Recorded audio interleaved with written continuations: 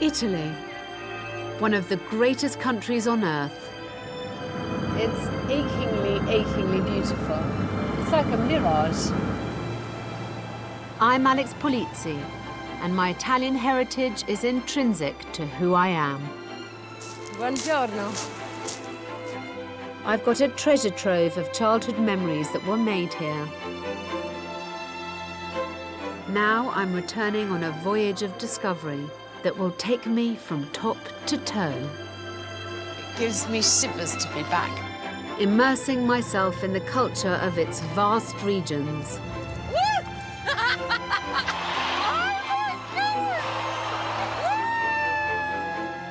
Reconnecting with my roots. Hi, darling. And uncovering some of this magnificent country's secrets. This is completely blown me away. Wow. Wow. This is one of the glories of Italy, and if you haven't seen it, you really should come.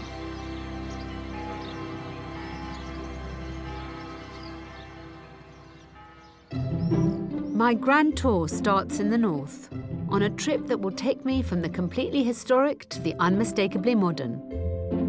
From the exquisite beauty of Venice to the bustle of chic Milan.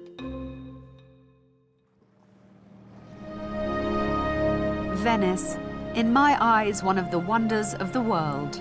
It's a perfect place to start my Italian odyssey. Whenever I come here, I always think it's such a miracle that Venice is still inhabited. It's achingly beautiful, and it's like a mirage. It doesn't seem real. It's a city I know well. My grandmother, who I called Nonna, was Venetian. I must have been here at least 40 times in my life. And it can be smelly, and it can be busy, and my goodness, it's expensive, but none of that matters. You just feel like you're treading in the steps of some of the great painters and architects and great thinkers who have ever walked this earth.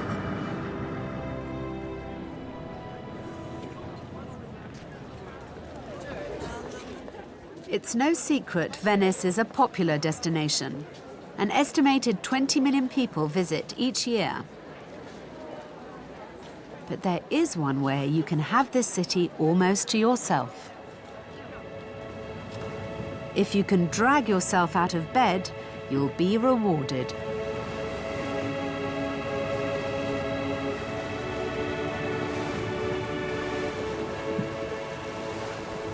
Piazza San Marco, the very heart of Venice. Almost impossible to visit these days because of the crowds. The only way to do it is very early in the morning or very late at night.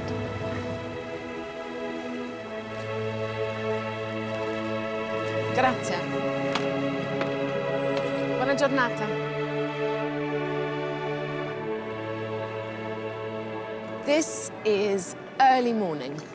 There's very few people around, except your average Venetian taking his daily run, the street sweepers, the cafes for the workmen, and me finally being able to get up close and personal with some of the beauties that you come to Venice to see. I think it is very easy at this time of day to feel as if it's all a stage set. It is so beautiful.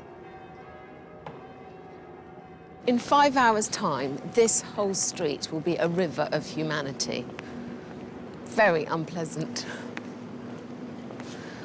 There's a cruise ship that's about to disgorge 5,000 people into the streets of Venice, all with a packed lunch and a bottle of water. It looks completely wrong. I mean, look, it's as tall as the Campanile. It's just ridiculous. We're right opposite the Bridge of Sighs.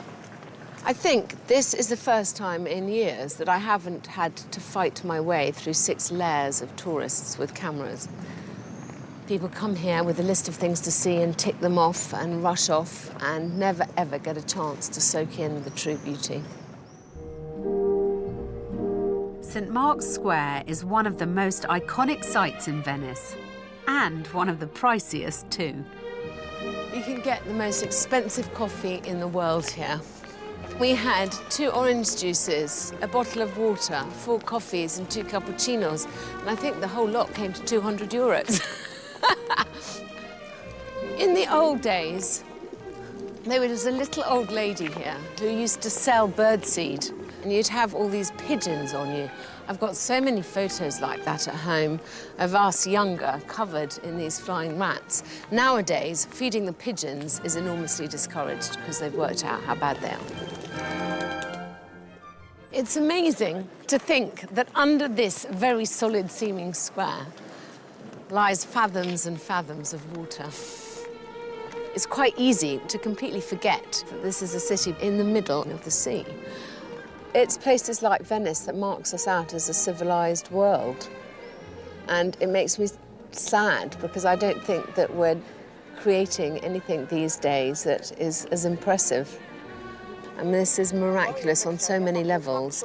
It's the triumph of faith and hope, determination and tenacity. Feast your eyes on this square, as empty as it is, because this is the last time today it's going to look like this.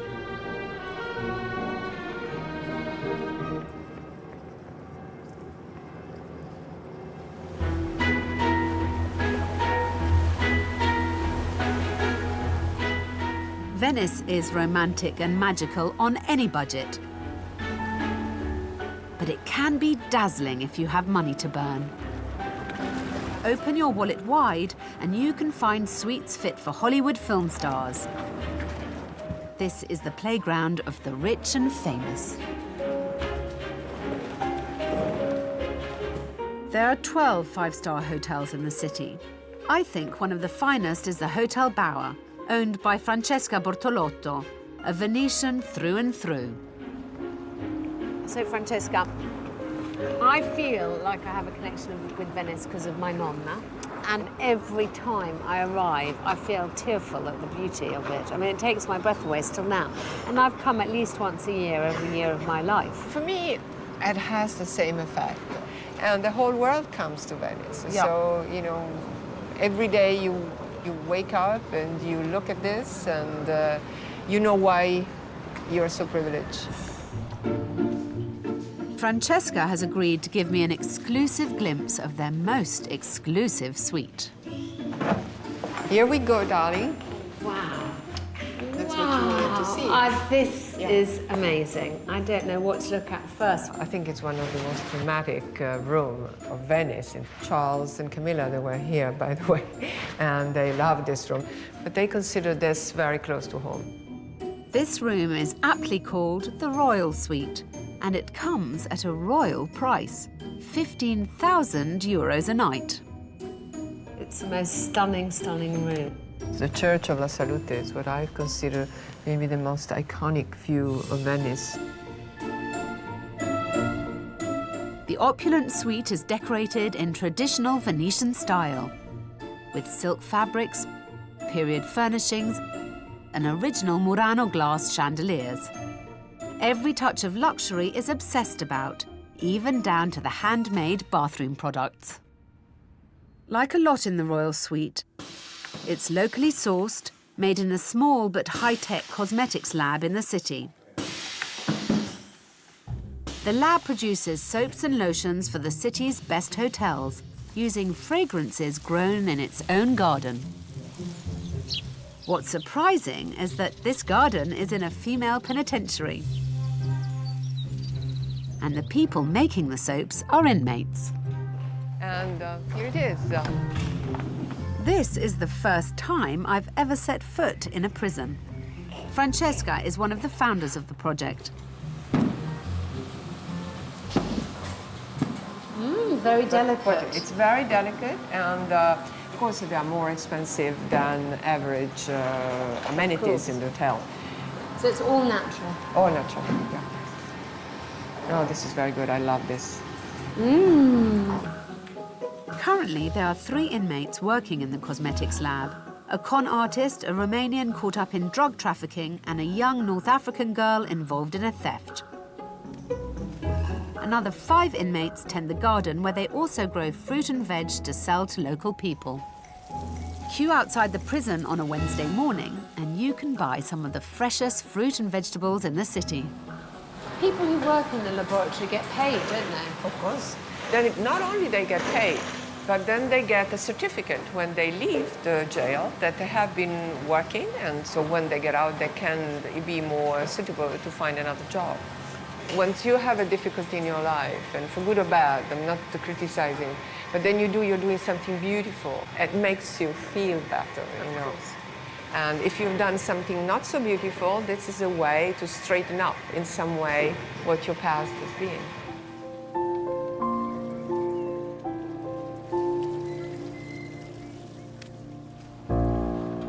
Venice is certainly a city of surprises, and there are more to come. Many centuries ago, the Republic of Venice was known as La Serenissima, which translates as the most serene. But you wouldn't think it when you see its crowded canals today. Venice is a city literally built on water. Everything you have to do in an ordinary city, you have to do here on a boat. My grandmother, who only died 5 years ago, who was Venetian, said to me that Rialto used to be a hive of industry. Venice has been a city of merchants, that's why it exists. It was a staging post between the east and the west. It brought all the spices that were so in demand. The modern merchants of Venice fight through the waterways and canals with the city's gondoliers. For centuries, the iconic gondolas were the chief means of transportation in the city. These days, they are mainly very expensive water taxis, costing €80 for a 40-minute ride. It is estimated that there were 8,000 to 10,000 gondolas during the 17th and 18th century. Now, only 425 remain.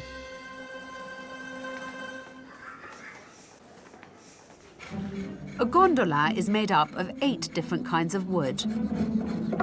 For a gondolier, the most vital part is the forcola, the lock the oar is held in. It enables the gondolier to change the speed and the direction of his boat. Every forcola is a unique piece, bespoke and handcrafted to the needs of each individual gondolier. It's a dying art.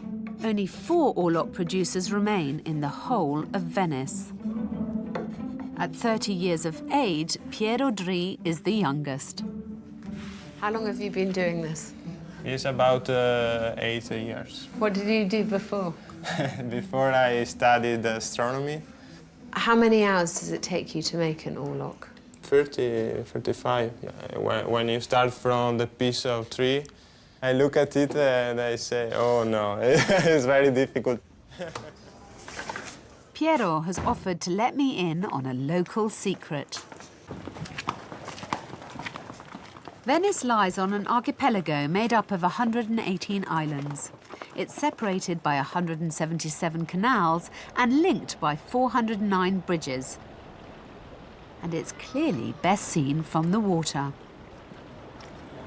As a Venetian born and bred, Piero has offered to take me off the beaten track and give me a local's guide to some of its most beautiful canals.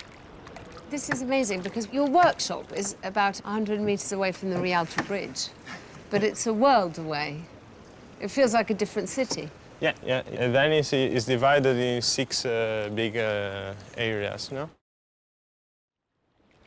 We are drifting through the Cannaregio, the northernmost of the 6 historic districts.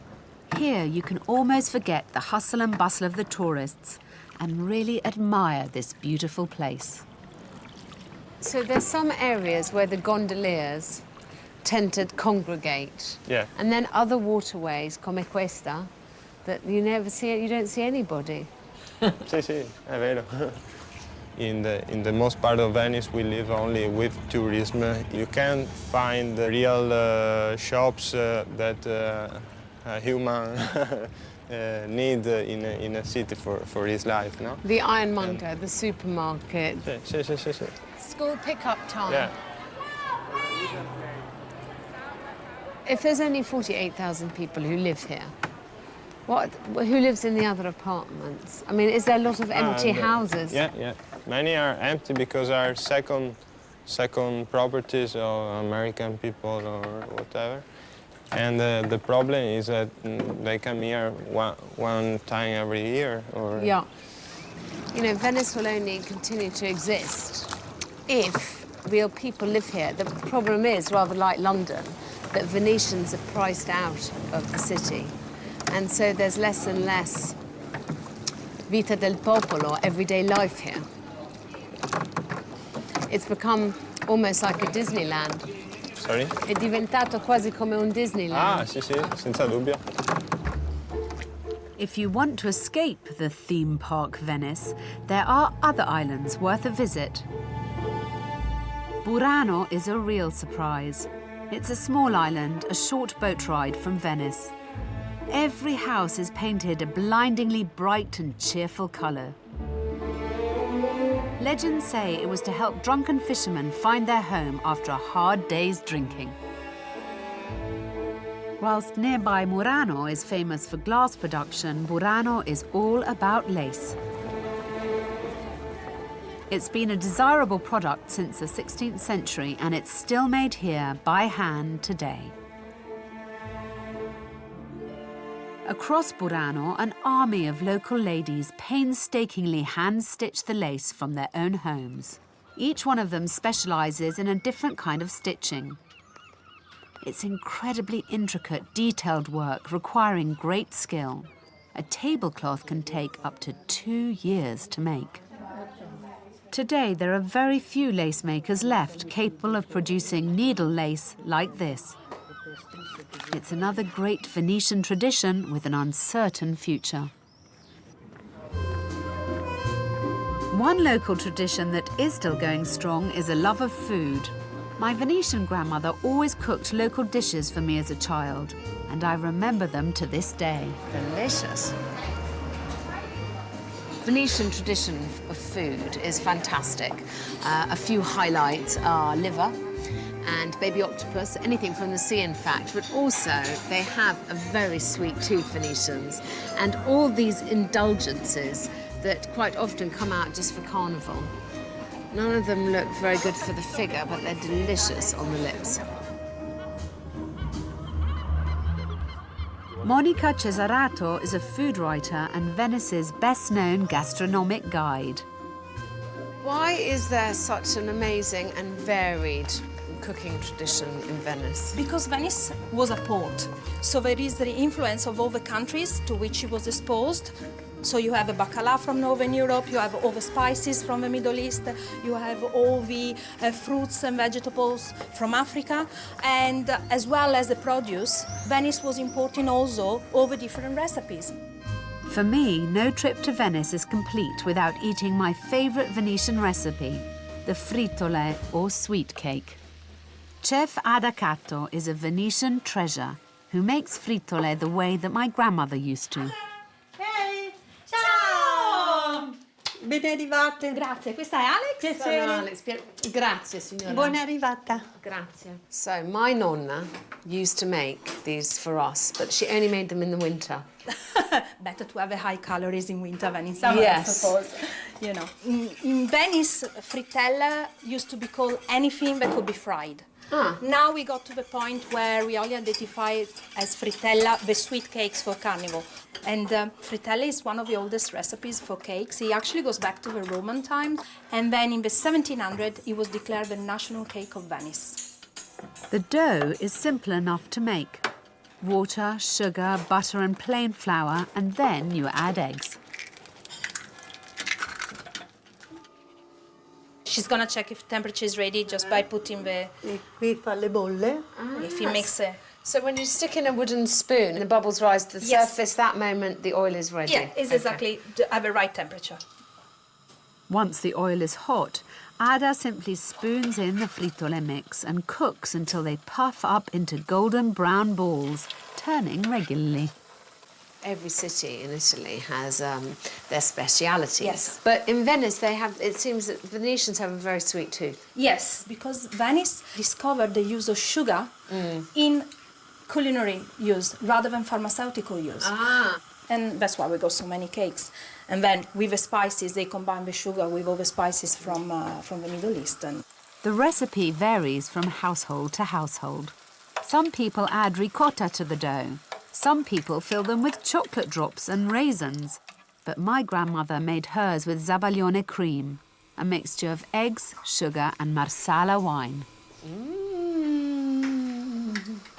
Now she's putting the powdered sugar on top, like in the old days. And that's what gives the extra sweetness, just in case you didn't have enough. Prendiamo quella più fredda. Thank you.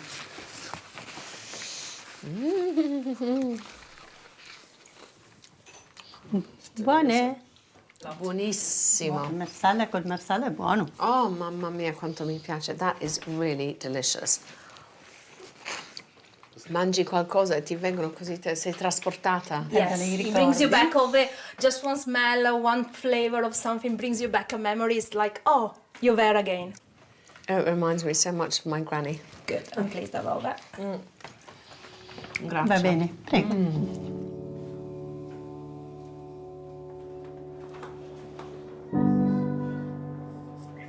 Quite honestly, I wasn't expecting to feel as emotional as that. It really brought a complete whoosh of my grandmother back to me.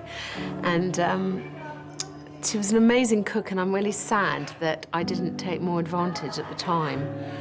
You somehow think when you're young that people are going to be there forever and that things are going to continue in that way forever. But I tell you something, after that example before me, I'm going to go home, and before I forget, I'm going to make sure that I do it at least once. Coming back here has reminded me just how much this city means to me. I think Venice is impossible and magical and unique. And I think unique is a word that's so overused, but this place, there is nowhere else like it in the world. This is the only Venice. I've travelled 2 hours west of Venice to the majesty of the Italian Alps, home to the Great Lakes of Garda and Como, but I'm not here for them. Hidden in the mountains is a gem of a place, the remote village of Bagolino. Fascinated by this little village. It's at the end of a road. There's one road in, the same way out, and it is incredibly wealthy enough to have constructed this amazing church. Bagolino is a prosperous place whose wealth originates from mining. Today, though, this small hilltop village is home to one of the most expensive cheeses in all of Italy.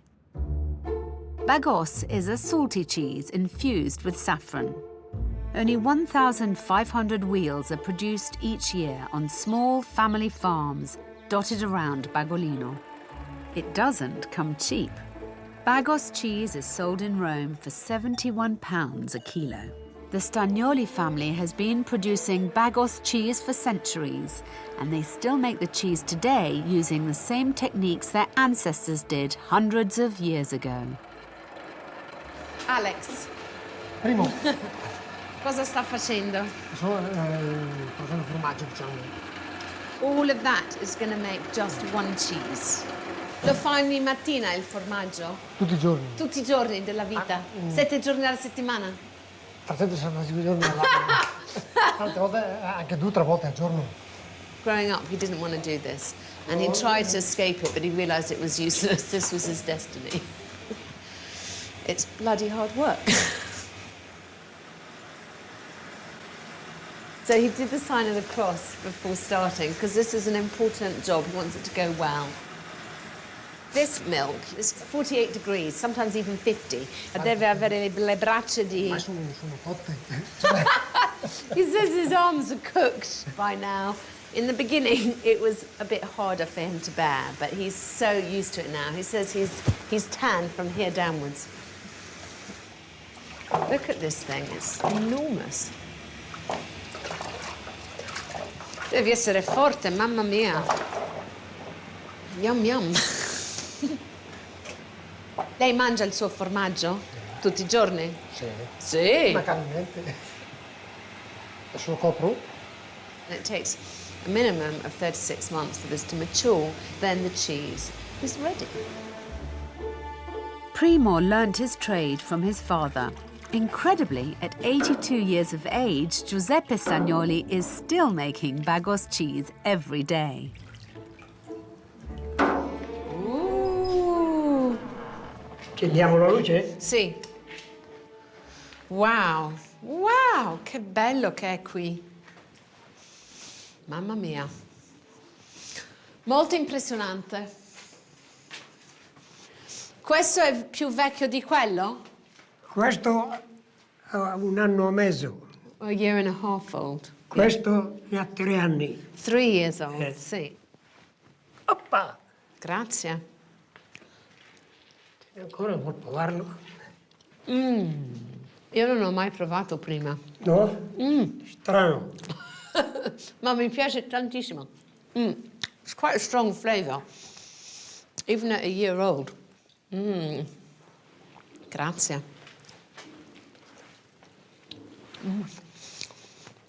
It's quite pungent. It's absolutely delicious. Quante generazioni della famiglia hanno fatto questo formaggio, secondo lei? Ma da sempre, da 700 anni fa, insomma, ha sempre fatto questo mestiere, sempre. Forse 8 o 10 generazioni dietro, Te l'ho detto, oriundi dall'Ucraina. Amazing. There's a big history here. My gosh. 7 figli. 7. Quanti lavorano? 3 fanno questo mestiere. Speriamo che continuano qualcheduno, perché sono mestieri che vanno scomparendo. Very encouraging. He says all the old traditions are dying out and he's desperate to keep them alive, at least this one. Per fare questo mestiere bisogna incominciare ancora. Giovane. Fa un altro mestiere tornando indietro da questo. Allora dice che è troppo tardi per me. Ma sarà facile, He says, really, to do this job well, you have to learn it as a child. In their own way, farms like the Stagnolis are just as much of an Italian treasure as historic cities like Venice. Italy's been mined for years, and yet you can still turn the corner and find something like this that you just never knew existed. I do think that it is really deep in their blood. They love it. And it's obviously something they hold very dear. And if it wasn't for families like these, all the old traditions would die out. One shouldn't over-glamorise this life. It's very hard. It's working 365 days a year, come rain, come snow. You know, I'm only 3rd generation removed from a whole load of subsistence farmers in the hills around Rome. My grandfather's family raised horses, the Italian cavalry. And it was a bloody hard life, and that's why they all escaped. They all ran away, and his family moved to England. I mean, I admire this lot for holding firm. I'm leaving behind the peace and tranquility of the Alps and heading to the big city. No trip to the north of Italy would be complete without a hit of modern Milan. I lived in Rome in my late 20s, and we used to often come to Milan to have a taste of modern Italian life, because of course this is the city you live in if you don't want to live in the historic past. The capital of the north and Italy's 2nd largest city, Milan is brash, bold and fun. Even the hotels are achingly cool. It's got a very high opinion of itself, Milan, and one that's probably justified. It's easy to drop an enormous amount of money because the shops are fabulous. And everywhere you see the very modern and the ancient juxtaposed, and I find that very attractive. In a typical way that happens only in Milan, you have a very modern office block next to this glorious galleria. This is a city that's misunderstood. Tourists think it's just some concrete jungle, but actually there's so much here. There's beautiful churches, there's beautiful historic monuments. I've become more and more fond of this city as I've got to know it better, and I think there's plenty to discover and to enjoy here. Milan may have the reputation of being Italy's most modern and forward-thinking city, but it also has a lot of history and tradition too. But to sample some of Milan's finest history, it's not a church you need to hunt out, it's a cafe. I don't think there's an Italian alive who doesn't love panettone. I like it toasted with butter, and at almost every time of the year. My grandmother used to serve it from Christmas until Easter, and it was a highlight of our weekends. we're going to eat panettone, this is the place to come, Milan. Cafe Cookie is the locals' favourite and lays a claim to serving the best panettone in the world. They've been baking the classic Italian cake since 1936. King of panettone at the cafe is the rather aptly named head baker, Tony. He's been mastering his art for over 20 years. Most of us think of panettone as an Italian Christmas cake. In Tony's kitchen, they bake it all year round. It's not just a seasonal treat here. How many panettones do you make from? From this, more or less 35, 30 for the 1 kilo, more or less. We add flour. So how long does the whole process take to make a panettone? For the beginning to prepare the yeast, 36, 40 hours. What goes into panettone then? Obviously yeast, flour. Butter, Yeah. eggs, The yolk. yolk. Yeah. And sugar. Yeah. And this is with vanilla, orange, peel of orange, candied. Yeah. Ooh. Very nice. This is the fruit. Give the taste of the panettone. Do you like making panettone? Yes, we like because it's different every time, and we have to control the yeast very, very well. What makes the cookies panettone so special is their mother yeast. It's more than 70 years old, refreshed by Tony on a daily basis with more water and flour.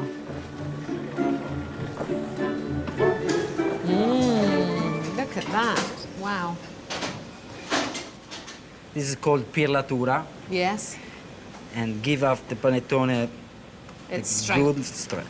It's a real skill. No, you can't just come off the street and learn how to do this. It takes years to learn it well. Ah, Huh? see. Before the panettones are ready to go in the oven, the dough is washed with egg, a scattering of flaked almonds, and a yummy topping. We used to get into terrible trouble as children because we used to pick that bit, the topping of the panettone. Delicious.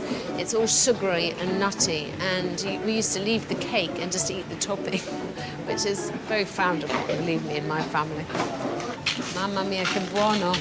Sugar on sugar. My dear of heaven. This is the best bit. Once the cakes have been baked, there's one last secret to their success. So, this is the trick to panettone. Unless they hang it upside down, it collapses like a souffle. So this is how they make sure it keeps its shape. Now is the sweet moment. Yum, yum. It's better to eat after 3-5 days it? after the cook. It's all right. I'm ready to risk it. Mm. My goodness. I don't think I've ever had a panettone so fresh. And this is my favourite by far. It was wonderful. Thank you. Thank you. Thank you. The panettone was just for starters. The Milanese main course is still to come. Everyone knows Milan is famous for fashion. What you might not know is that it's also home to the world's oldest shopping mall. This arcade was built in homage to Vittorio Emanuele II, the King of Italy, from the Milanese. Built in 1865, it was dubbed Il Salotto di Milano, the living room of Milan. And since then, the Galleria has become the favoured meeting place in the city. This has got to be one of the most elegant, beautiful shopping arcades in the whole world. I love it. I love everything about it, from the mosaic floor to the unity of all the shop signs being in gold on black.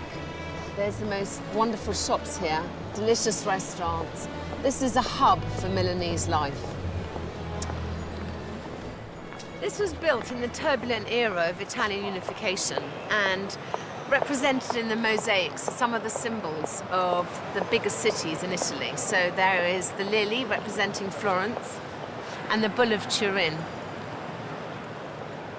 It's considered good luck to step on the bull's genitals, and you'll see every Milanese person makes a detour just to do that, which is why there's such a hole worn in the mosaic.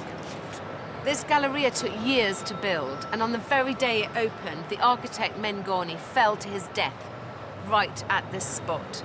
In the typical way of Italy, this has now become a lucky area, and the bull is the centre of all that luck. The tradition is you're supposed to spin backwards 3 times, but I think that tends to mark you out as a tourist.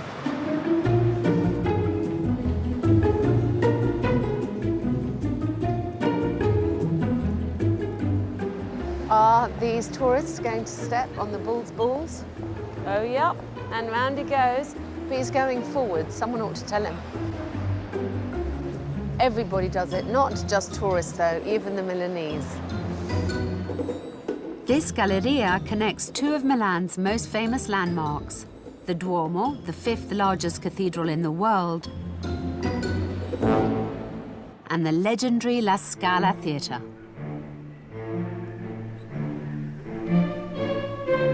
This theatre is a Milanese treasure.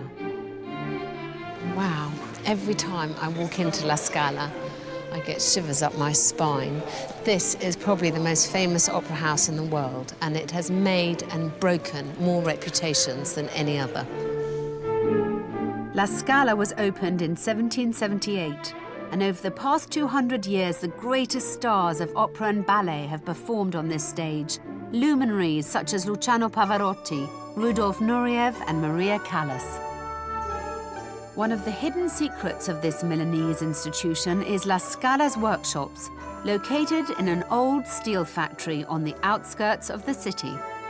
Here you can get a unique La Scala experience, watching the best technicians in Italy design and produce sets and costumes for every production. Ruggero Berlini is the General Director of Set Design at La Scala. Questa è la falegnameria e il premontaggio scene. In questo grande spazio proviamo a montare le scene prima che siano dipinte. Che bello. Questo spazio è incredibile. There's one area of the workshop I'm drawn to like a moth to the flame, the costume department. Quanti costumi nuovi fate all'anno? Possono esserci, non so, 600 costumi per un'opera, solo per un'opera. Di solito sono più opere, 9 opere. 8, 9, 10 opere e 5, 6 balletti. Wow. Sì, ma anche qui c'è una sensazione di calma molto concentrata. Sì, assolutamente. Qui invece abbiamo il magazzino. Wow. Adoro anche tutte le...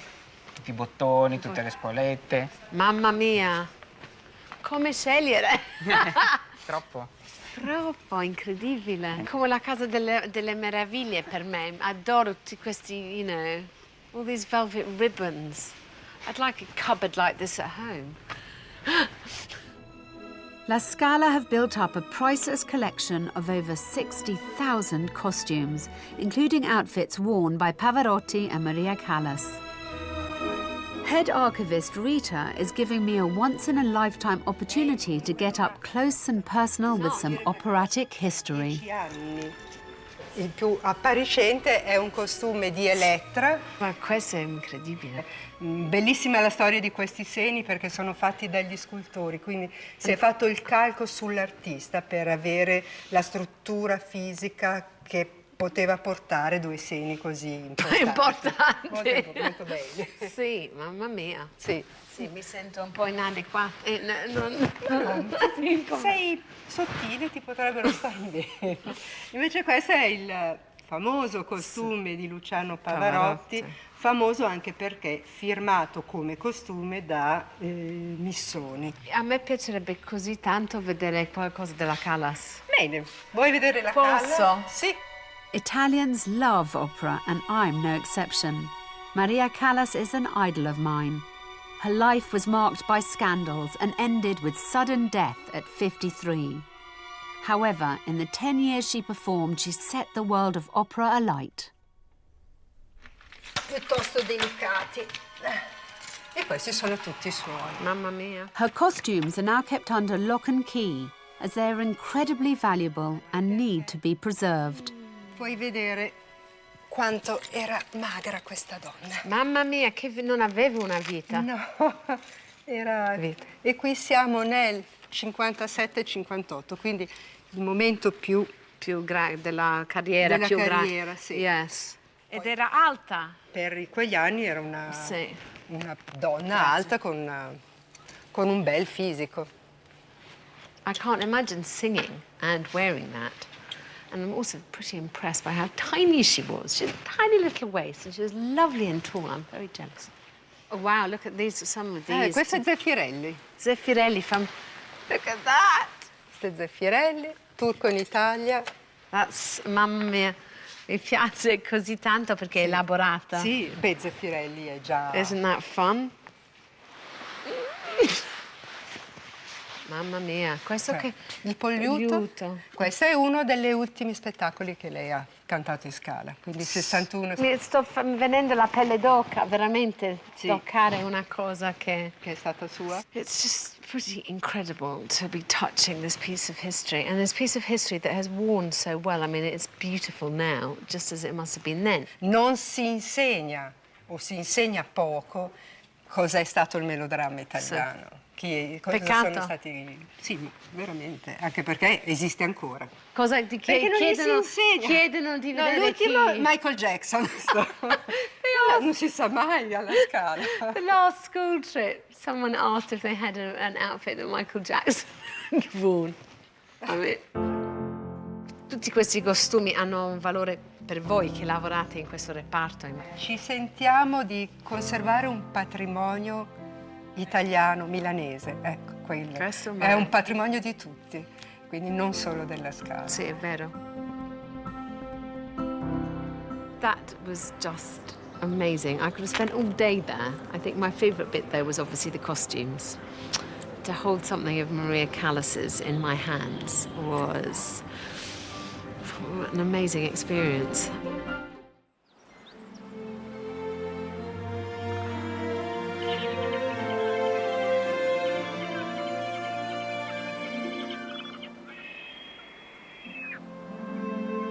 Le Marche, uncharted territory for millions of tourists who visit Italy each year.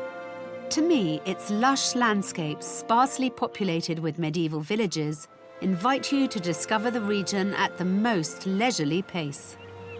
Le Marche is embraced by more than 100 magnificent miles of Italy's eastern coastline. And the most magical way to explore it is just as morning breaks. Salve. Buongiorno. Isn't this just stunning? This very, very verdant hillside and this wonderful blue sea. White beach. It's a great combination. This is tranquil Porto Novo, a tiny retreat hidden away on the Conero Riviera in the centre of the region. Few visitors know it exists. But for a cluster of artisanal fishermen, this is their place of work. The crystal waters lapping these shores are some of the cleanest around, and apparently they conceal one of the region's culinary riches. Mussels get a very bad press, but largely they're farmed. This is the last place they're fished from the wild. If you're going to eat mussels, this is where you should do it. For decades, local trattorie have celebrated these little delicacies. But fishing for them is considered such a physically tough practice that it's now, sadly, in decline. Buongiorno!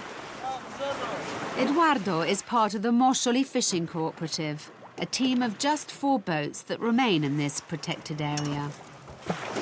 Salve, buongiorno. Ciao, Edoardo. Alex. Ciao, prego, benvenuto a bordo. Grazie. Sei abbronzatissimo già. Sì. Un bambino deve essere abbronzato. It usually takes 2 strong cups of coffee to wake me up this early, but Eduardo seems to be doing the trick. Each morning at the crack of dawn, the crew head out to a reef called Trave. It's one of the biggest natural breeding farms for mussels in the world. And it stretches for 700 meters underwater. You can see the line of the reef coming down the mountain and it's all the way out there. So it's an amazing natural phenomenon. The divers spend hours scraping off the mussels that have grown on this reef. Edoardo and his father feel a sense of responsibility towards their fellow fishermen. E prosegue fino Laggiù. dove l'ultimo è quel pennone che si vede, è una Madonna, Sì. la Stella Maris. So he says this is incredibly dangerous for shipping, even though it's very clearly marked. And so him and his dad put the Madonna out there as a reference point, not just for the fishermen, but to bring good luck in the sea. Buongiorno.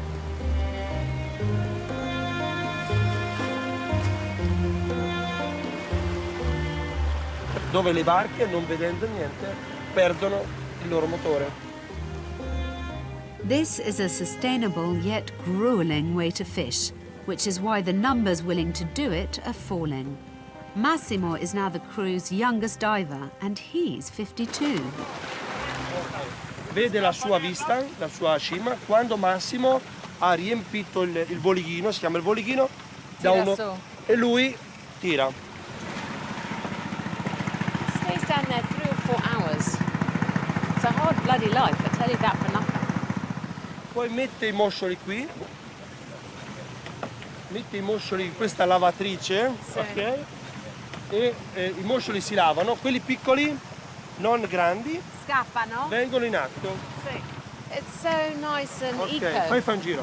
I mean, it's the real way that people Ok. should fish. Miss, for you. Grazie. Look at this granddaddy This is mussel. very, very much. It's enormous. Not that size is everything, I'm told. Pescati e Venduti. Sì, e mangiati. Fresher than that, I do not know. It's a little one. È molto pericoloso questo. See? Questo ti taglia le dita. E non lo mangi? Sì, è molto buono, è un maschio. Ah? È un bellissimo crostaceo. Ah. Buono, molto buono. So. This is a real man. I wouldn't want to È put molto- things anywhere near my tongue. Siccome è piccolo, lo ributtiamo in mare. Okay. They're only throwing him back into the sea because he's Allora, such a baby. lo fai tu, eh? Ok. Deciso. Decisa, sono bella Sì. decisa. Lo butto? Ok. Bye bye. Bye. Ciao. Ciao. Godspeed. Have another few happy years.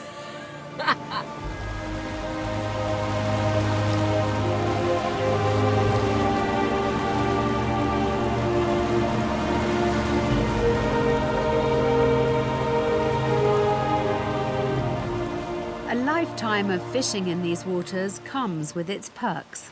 Edoardo knows just where this coastline can be glimpsed at its best. Look how beautiful this is. È quasi il gemellaggio del verde.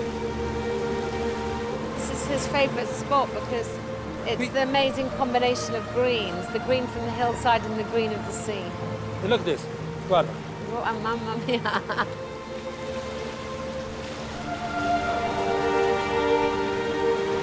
It's lovely to be with someone who's so knowledgeable about his area and who's so passionate about it. I mean, he is a part of a long, long tradition that goes back all the way to the 30s. This definitely does feel like one of those special places. You'd rather that not too many people find out about it.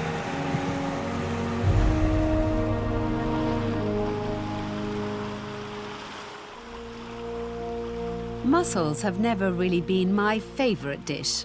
But since I've been given the opportunity to sample this morning's catch, I'd be mad to resist. I'm told the only way to savour their delicate flavour is to cook them on their own. And these men have been doing it long enough to know best. L'abbiamo messo in pentola senza acqua. Senza acqua. Senza acqua, perché l'acqua ce l'hanno loro in abbondanza dentro, quindi appena si aprono formano l'acqua e così si Sono possono anni mangiare. che non mangiano. Ecco, così si mangia e basta. Mamma mia, Mamma mia. che buono. It's delicious. My goodness, what I didn't expect. They are so sweet. Sì, ma lascia la bocca buona, ma Ho sentito. You said that's what making love tastes like.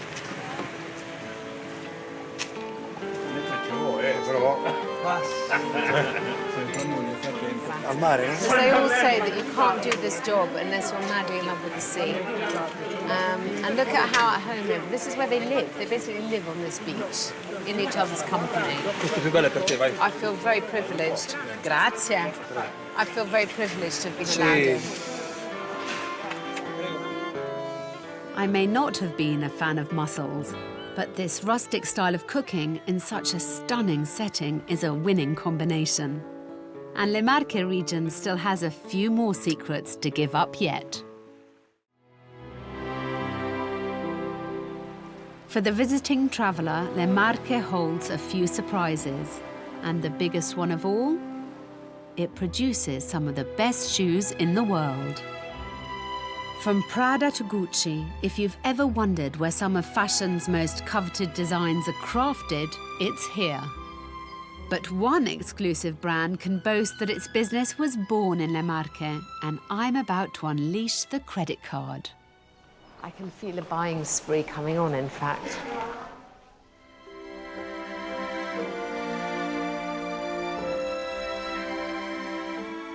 Just a short drive inland from the coast, you'll find the headquarters of Lori Blu.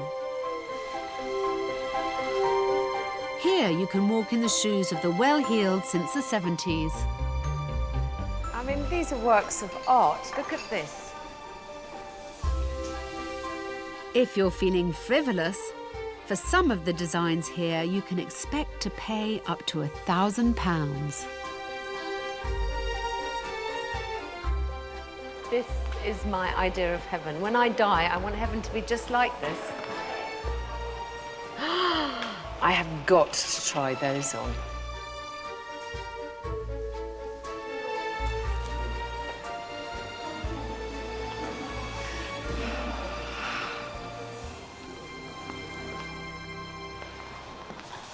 Buonasera, sono Alex Polizzi. Buonasera. The public face and one half of the couple behind this lavish brand is a former school teacher and ex-policewoman, Annarita Pilotti. Veramente favoloso. Non so dove cominciare, dove mettere occhio, che prendere prima, che provare prima. It's a feast for the eyes to see such an array of designs under one roof, and they're all dreamt up right here. Wow, non ho mai visto una cosa simile. Sì. Questo è molto carino. Queste per le spose, per brillare ancora di più in quel giorno. So that brides shine even more on their big day. Eccole qui, vedi. Questa è una delle scarpe più che a noi ci rappresenta maggiormente. Mamma mia, che bella scarpa. Deve essere fierissima di quello che fa. Unlike some of the Italian traditions I've explored on my travels, shoemaking is still as vibrant as ever. There is a 250-strong workforce here alone, producing up to 1,500 pairs every day. Queste sono macchine da taglio, preparano il taglio su pelli, sulle fodere, sui montoni. Questo è incredibile perché è velocissimo poi. Sì. Amazing. He is so fast at what he does and it allows them to get the most out of every skin. A pretty vital skill when some of the exotic materials used here cost up to €500 a metre. Questo è il regno delle nostre pelli. Che bello che è. Look how long this python was. 4 metri. Almost 4 meters long. Mamma mia, look how enormous it is. This is farmed python, obviously, just to make it clear. Dalla squama, qui si sente la squama, però questo è vero. The fake one, you can feel, is completely smooth going in one direction. The real python is slightly raised. As you run your hand along, it's not completely smooth. Look at that! It's so exciting. It's what every chic lady will be wearing this autumn, I'm reliably told. from a skin, the production of a shoe. It's really impressive. To discover a global brand with 26 boutiques in cities from Dubai to London in this little-known region is a complete surprise. And the reclusive man behind it all isn't what you'd expect either. Graziano Cucù prefers to hide in his office upstairs, where there's not a computer in sight. Mi fa molto piacere incontrarla finalmente. Sono impazzita con le sue scarpe. Ne ho già comprato 4 paia. Ho visto. Come aveva avuto questo pensiero di farlo? Okay. Però cominciai da subito a fare le scarpe, non andai più a scuola e a scuola mi avevano imparato a usare la raspa, lo stucco, la lima e questo mi è servito a qualcosa. Dove trova l'ispirazione? Questo non me lo puoi chiedere. No! Bisogna essere un po' pazzi. Una delle più grandi ispirazioni ti prende che quando c'hai 200-250 persone che li devi pagare, li devi far lavorare, allora lì ti ispiri molto. He's very matter of fact about it, isn't he? In gergo viene chiamato che la necessità aguzza l'ingegno, si dice in Inghilterra. So necessity is the mother of invention. Sì, esattamente la stessa cosa. Questa qui, l'aspirazione mi viene da questo. Graziano Cucù has enormous drive, a trait that I recognize in my own family. And this charming region certainly provides enough inspiration. Whilst Le Marche is at the forefront of fashion, it is also steeped in history. And if you journey south, you'll find one of my favorite ancient cities of all. Ascoli is the little-known highlight of the southern Marche, affectionately named the city of travertine. I was last in Ascoli about 11 years ago, and honestly, it gives me shivers to be back. I love this city. All this white stone, it gives it a wonderful, calm, unified look that, frankly, is a balm to the soul. Whenever I talk about how much I love Ascoli, people look at me quizzically. They don't really know what I'm talking about.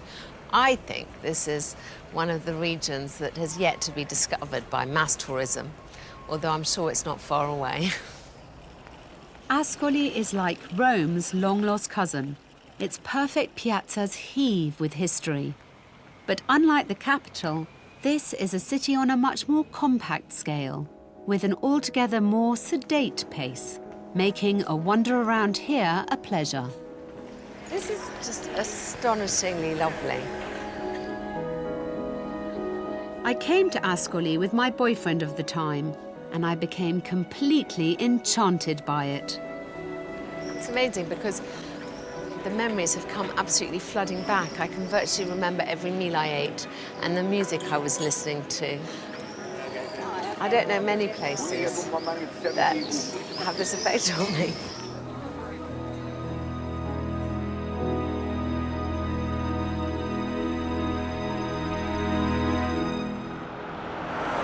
Stefano Tulli is a born and bred resident of Ascoli. Ciao. Alex Polizzi. Stefano Tulli, piacere. Ciao, piacere Nice to meet mio. you. What a great place to meet. Welcome to my hometown. Thank you. It's beautiful, and I love seeing the mountains in the distance. The beautiful thing about Ascoli is that it has always maintained its own beautiful essence of a small, typical Italian small town. Well, what it seemed to me when I was here last was it's a city on a very nice scale. Yeah. It feels very livable. I don't know if you feel that too. Absolutely, yes. Absolutely, yes. And that's why I decided to come back here to live, you know, from Milan, from busy city. Here is the place where I can live a better life. To me, Ascoli has some of the prettiest architecture I've ever seen, but I never realized it was the local families who created the trend of building all of its towers. Why did they build these towers? To demonstrate their power, you know. Local family used to build their wealth and their wealth, yeah, their wealth and their power. So the higher, the better, the richer. And then some of them were destroyed, but the most important ones are still there. So that's why Ascoli is still called, it is still famous as the 100 Tower City. Stefano's own family history still maintains a strong presence in the city. So we're going to one of the best places in Ascoli. This is Caffè Meletti, a mainstay of Ascoli's social scene. When I was last here, I noticed that the drink all the locals had in their hand was moletti. This aniseed liquor has been the city's most celebrated treasure for over a century, and Stefano's grandfathers invented it. The great thing about it is that the local anisette is made in a place which is very close to Ascoli. So it's a local thing, you know? It's like a homemade stuff. So it's very, very typical of our city. Is it very strong? Yeah, it's 34 degrees, so it's pretty strong. Cheers. Cheers.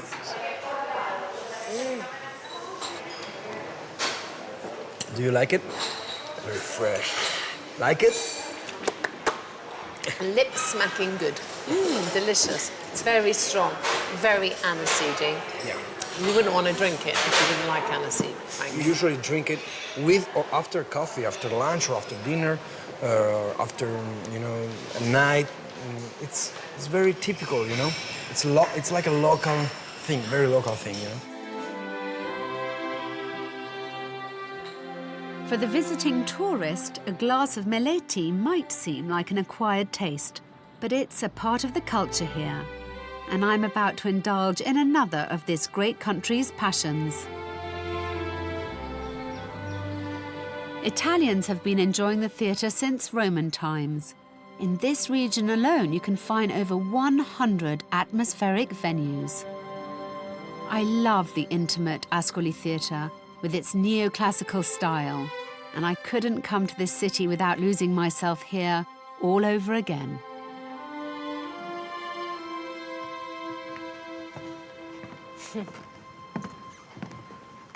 Gosh. Isn't it pretty?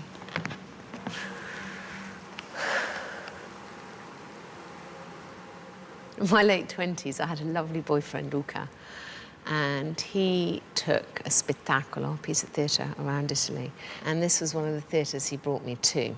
I always sat in there in what would be the King's Box. I always sat right in the middle. And he was amazed, Luca, because I used to see this piece night after night after night. And he's a brilliant actor, still is.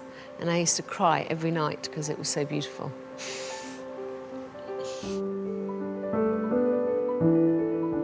It only seats about 800 people. It's very classic of the genre. It's like a little chocolate box.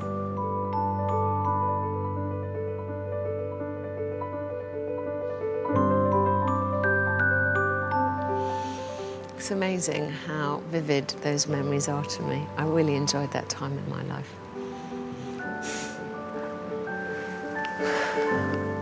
This is just the beginning of a nostalgic time for me. And as the capital beckons, it won't be my only brush with my past love, Luca.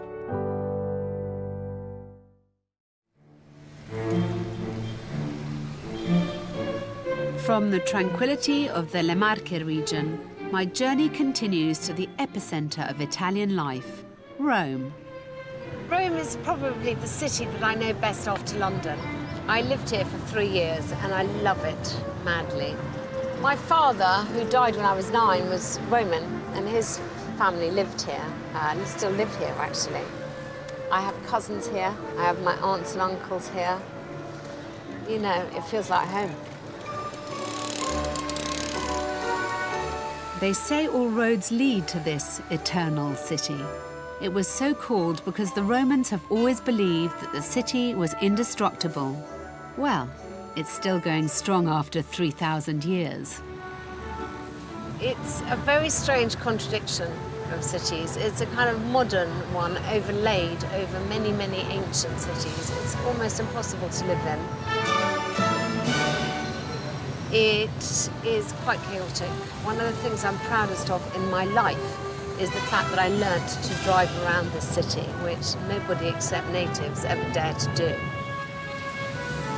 And yet, I mean, who could fail but be completely enchanted by the fabric of where one lives here?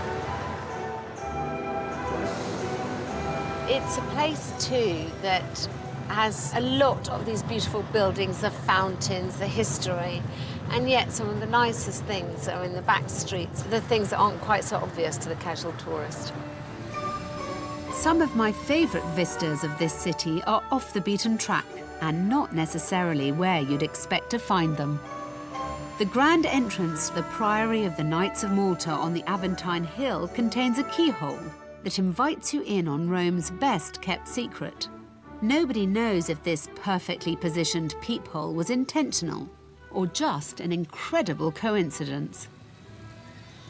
So nice to be back. I don't know why I've stayed away so long. I don't want it to be so long again, I tell you that for nothing.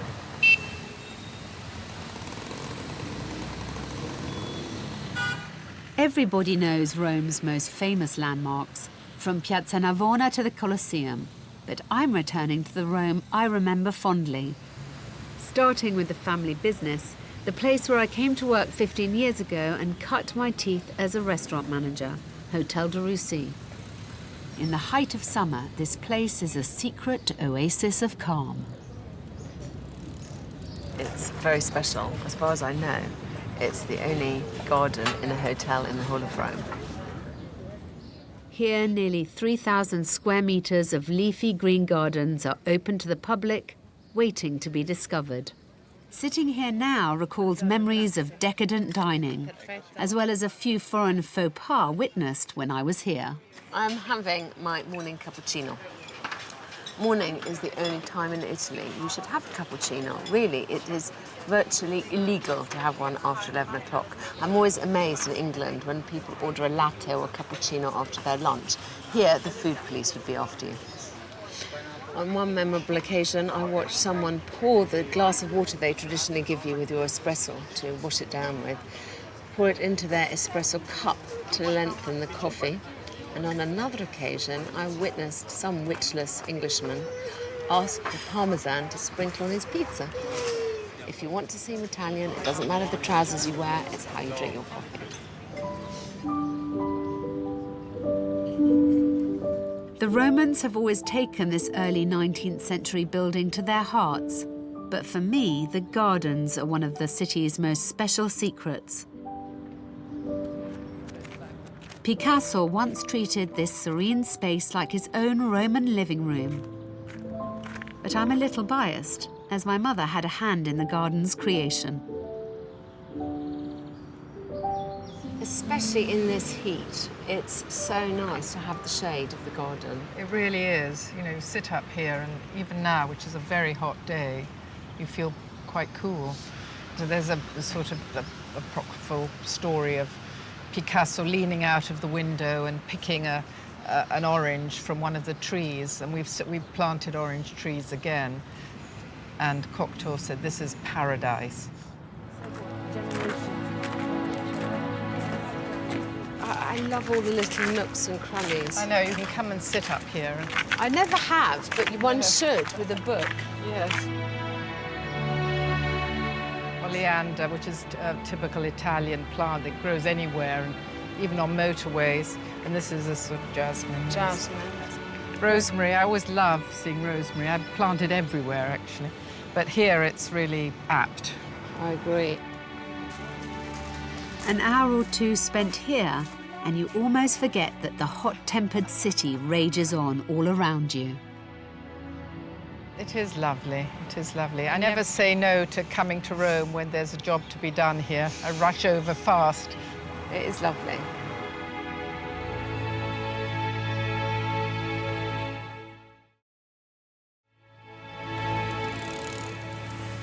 You could easily spend days taking in Rome's rich culture. But in the 3 years that I spent here, I got to know life as a local. This square sits firmly in my favourite part of Rome. We are here in Piazza Marche, which is known as the square with the fountain of the turtles. This is where I lived when I lived in Rome. It's a great place to live in. Doesn't seem to have changed that much.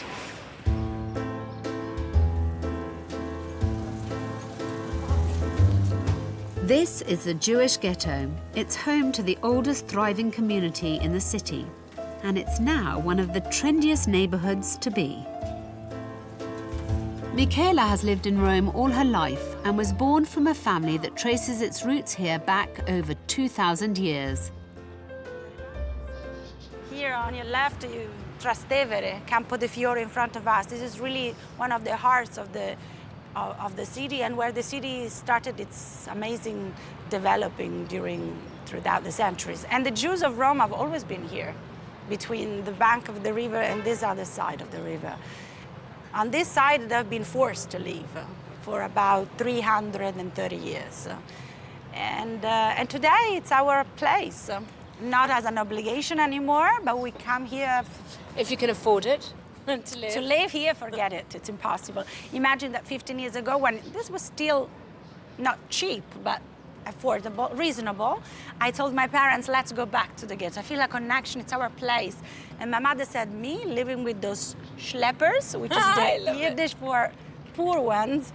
And I said, and so she didn't want to listen to me. And now, between 10 and 15,000 euros per square meter living here. Because it's like London prices. Yeah, but it's unique. I lived here for 3 years and I loved it. I loved the fact that it's got a very neighbourhood feeling. Yes. So there's a wonderful fruit and veg shop, there's fantastic bread, there's a newsstand, there's obviously all the restaurants. You know, you can get all your needs. Yes. As well as the best ice cream in Rome, I think, right here. Yes, it's true. And so that's very attractive. It's like a little village in the city. No neighborhood would be complete without a bakery, but the one here has earned quite a reputation for itself. Boccione, run by 3 formidable sisters, is so famous it doesn't even need a name above the door. This shop, when I lived here, I went in here almost every day, and every time it was like the first time they'd ever seen me. Never a smile. They see so many people, and it's their personality. It's like it's their characters. Yeah. They have to behave like that because all the world knows the way they are, and so they cannot I see. lose the the role. they'd lose their edge, would they? Exactly. God forbid that they should smile and the facade would crumble. I'm going to risk life and limb and go in and buy cake. Let's go. This family business has been going strong for nearly 200 years. Buonasera. People come from all over the world to try their famous sweet treats and experience the infamous customer service. See, those are the famous cinnamon biscotti with almonds. Yeah. This is called ginetto. Yeah. But getting the grumpy sisters to crack a smile is still as difficult as ever. Do you need anything else besides of the cake? No, ho riservato una torta sotto Alex, mi sembra. See, they pretend they are annoyed by us, but inside they love it. Mi ha date sta torta? Sì. E poi pago e poi me ne vado. Aspetta che ci ho messo il cellulare così. Quant'era? 2,50, esatto, esatto signora. Sta prendendo alla volta.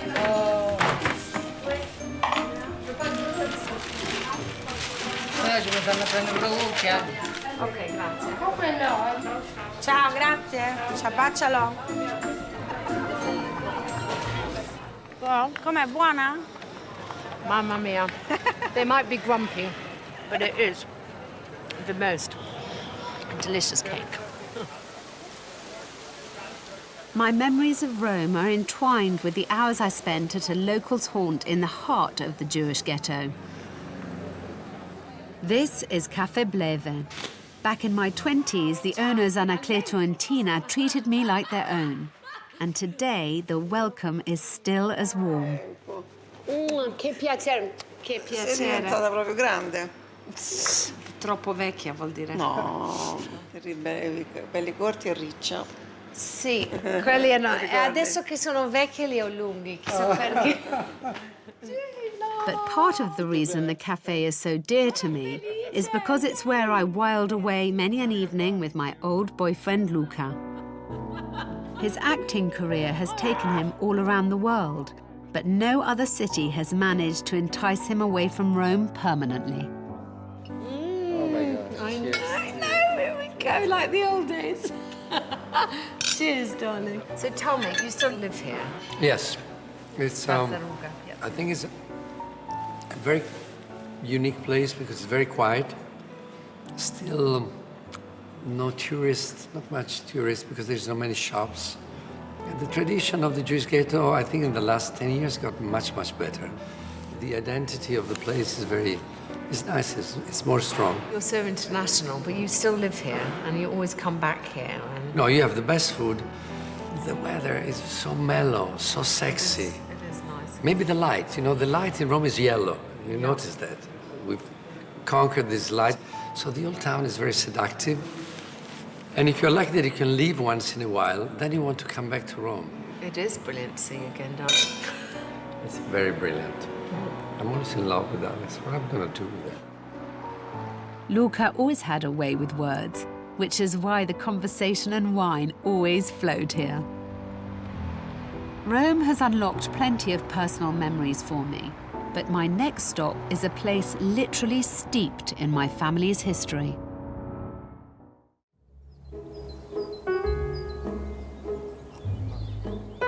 In the hills just south of Rome is this remote mountain hamlet. My grandfather, Charles Forte, was born here. Until recently, it was called Mortale. But the community have honored his memory by now renaming the place Monforte. Even though he made a name for himself all over the world, he regarded this tiny village, relatively untouched by modern life, as his home. My grandfather came up here every year. Even when he was incredibly doddery, my grandmother used to bring him up at least twice a year. And he used to come here and play bocce with all the other old men and sit and reminisce. Even when his memory went, this was the place that was the most vivid to him. He may not be with us any longer, but the family home where he grew up still is. It's a bit bittersweet being back here, actually. It's lovely to be here, and I really feel their presence, my grandparents, in this house. This is where he came from. This is where we all come from. And I'm incredibly proud of being the grandchild of someone who made such an enormous success of himself. Having made that big step from here, I want to keep the momentum going. I want to make him proud of me. And it's something that drives me enormously, and I know it's driven my mother and my uncle. And, I don't want to let him down.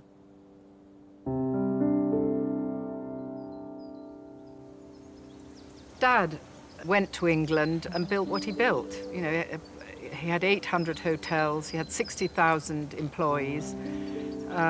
He never forgot where he came from, and he certainly wasn't ashamed of it. And he always used to try and do what he could for the village. And he did up the church, he put the Madonna at the entrance of the village. Every year he paid for the festa. And then lately he used to come back and carry Sant'Antonio. Yeah, it's made me really, really miss him. And I'm glad there's still this house. He loved coming up here. And he always used to say, this is the perfect size house, because he always used to love having us all around, everyone. It's lovely. I must make more of an effort to come up. The festa is what's brought me back here today. It was an occasion that my grandfather was passionate about. Every year, the locals celebrate the patron saint of the village, San Antonio. And over time, it's become something of a reunion for all of the Fortes around the world who left to make a living. It's amazing how it draws them back. I mean, Fortes went from here far and wide, especially in England. Lots of them went into the catering trade, lots of them did ice cream. Wales, Ireland, Scotland, they went all over. I'm sure quite a few will be returning today. I'm here for the festa. Where else? Is it the first one? I'm trying to remember. I must have been up before, but there's so many photos that I'm not quite sure how much is recovered memory and how much is real. I remember being very bored up here for months and months as a child. It's impossible, huh? Auntie Jean! Sorry.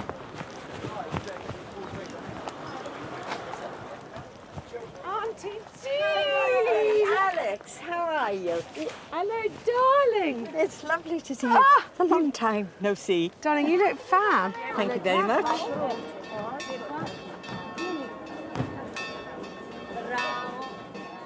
This kind of celebration is a regular sight in towns and villages across the southern Mediterranean. It's a tradition, but it's not every day you have a real connection to one.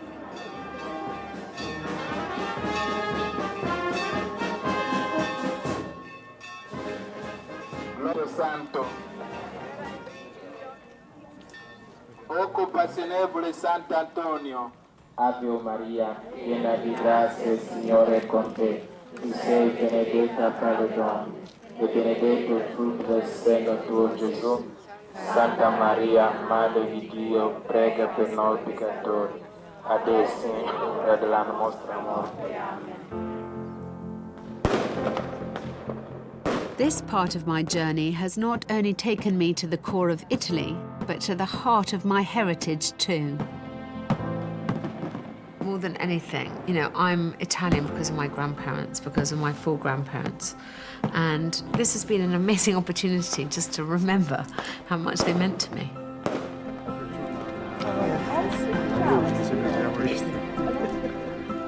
Amid the jovial atmosphere, it's impossible not to feel humbled by the occasion. To see so many generations of Fortes coming together to celebrate the family's achievements is just incredible.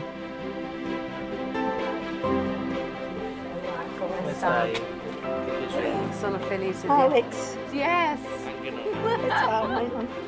Hi, darling. It's absolutely wonderful. I'm going to get all emotional. I'm going to get all emotional. There's so much, you know, what I want to tell you. There's so many people here. It's lovely. It's lovely because it's very fancy. And a lot have come back from relatives. They're all Fortes. I know. There's all the Fortes are here today there's from a lot abroad. of us.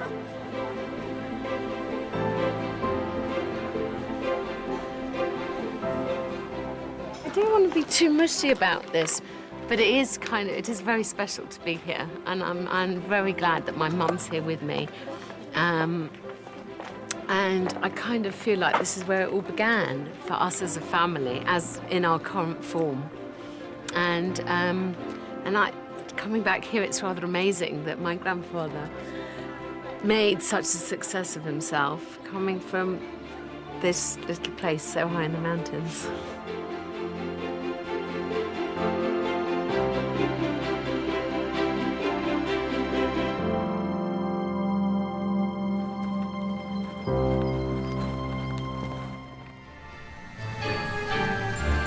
Naples is my first stop. A vast, noisy warren of streets. Italy's 3rd largest city. One of my grandfathers was Napolitan, so I know it well. But to anyone who's not a native, it can feel like a rather aggressive place. To me, there's nowhere else in Italy quite like it. This is an amazing view. It does give you the feeling of just how enormous Naples is. Greater Naples has almost 4 million people living in it, over 1 million in the centre, and it's one of the most populated areas in Europe. And it shows from here, doesn't it? People think of Italy and they think of the seaside or the Amalfi Coast. They think of Venice, they think of Florence. They don't expect this urban sprawl. I'm very fond of Naples, though. I've always found it quite incredible that so many people live here, when a reminder of the city's ominous geography looms wherever you turn. Humankind has a habit of building in some pretty impossible places.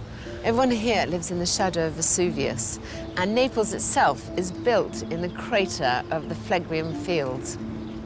Must be pretty terrifying if you let yourself think about it.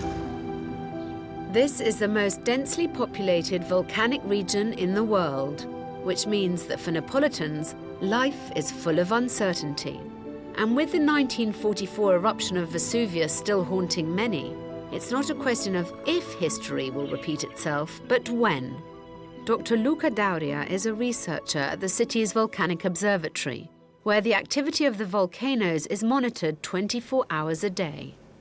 So Luca, you here keep an eye on Vesuvius, Ischia and the Phlegrean fields. We are carefully monitoring all these three volcanoes with different means. So what you see here is our seismogram. So we are showing the motion of the ground below. For instance, an example of a tiny earthquake recorded tonight at Vesuvius. This is a very, very tiny earthquake, the magnitude being less than, 0.4. But in the case of volcanoes, they are important for us because often before eruption there are swarms of small earthquakes. When you consider that the west of the city is actually built upon volcanic land known as the Phlegrean Fields, activity like this can and has had terrifying consequences.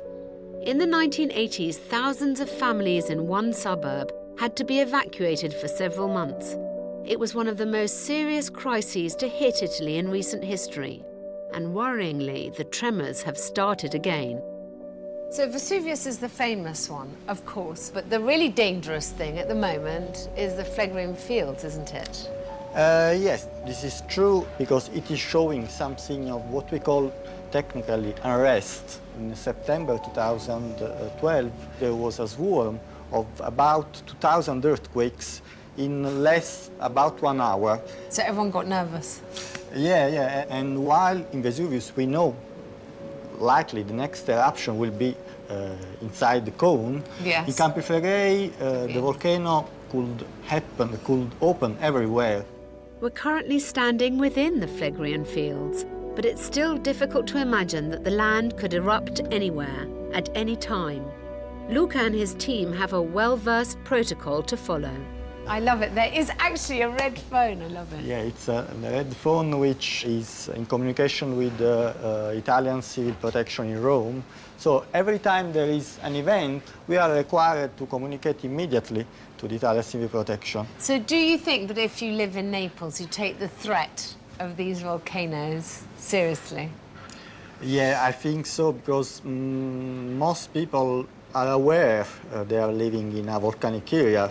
They see Vesuvius every day. Obsessed about it. Yeah, I would say scared, really scared. Yeah, it's okay to be aware of the risk, but currently there is no reason to worry about Vesuvius because it is sleeping.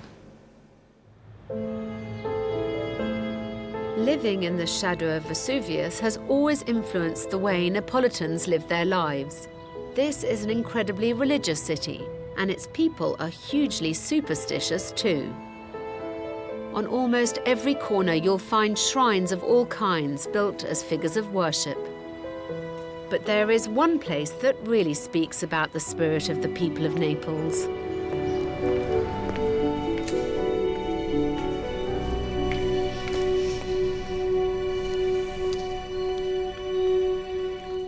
Well, this is Fontanella Cemetery, and I've heard about it. I've never been here before. It's incredibly evocative, and it feels very peaceful, which I wasn't really expecting. Apparently, there's 8 million bones here, dating from the 16th century when there was a terrible plague that ripped through Naples, and most of these bodies have never been identified. So it's become a common resting ground.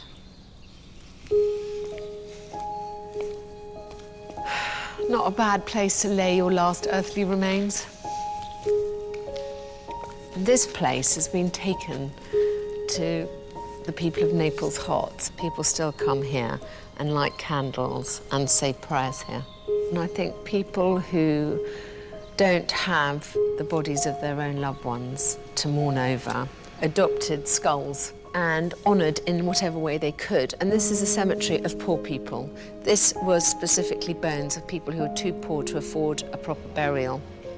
And so the poor of Naples come to worship the poor dead.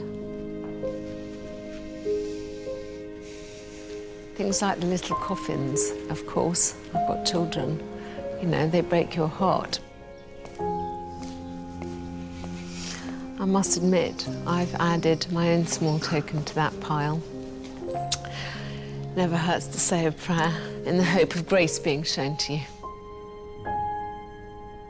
So that is one of the most famous skulls here, the skull of Donna Concetta, who's famous of helping women with conception. And she's known as the skull that sweats. Apparently, if she's going to grant your request, then she slightly perspires.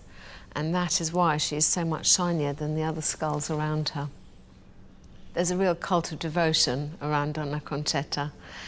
And I must say, when you're desperate, you'll try any port in the storm. The fact that these long-term dead are still being honoured in the way that they are, I think is a sign that Napolitans are very in touch both with their pasts and with their fears for the future. This is a fatalistic city, and I think it's always lived in the shadow of Vesuvius, and so death is very present to them. There's nothing morbid about this place. You could easily spend an hour or two immersed here, but it's just one example of what makes this such a curious city. There are many more still to be found.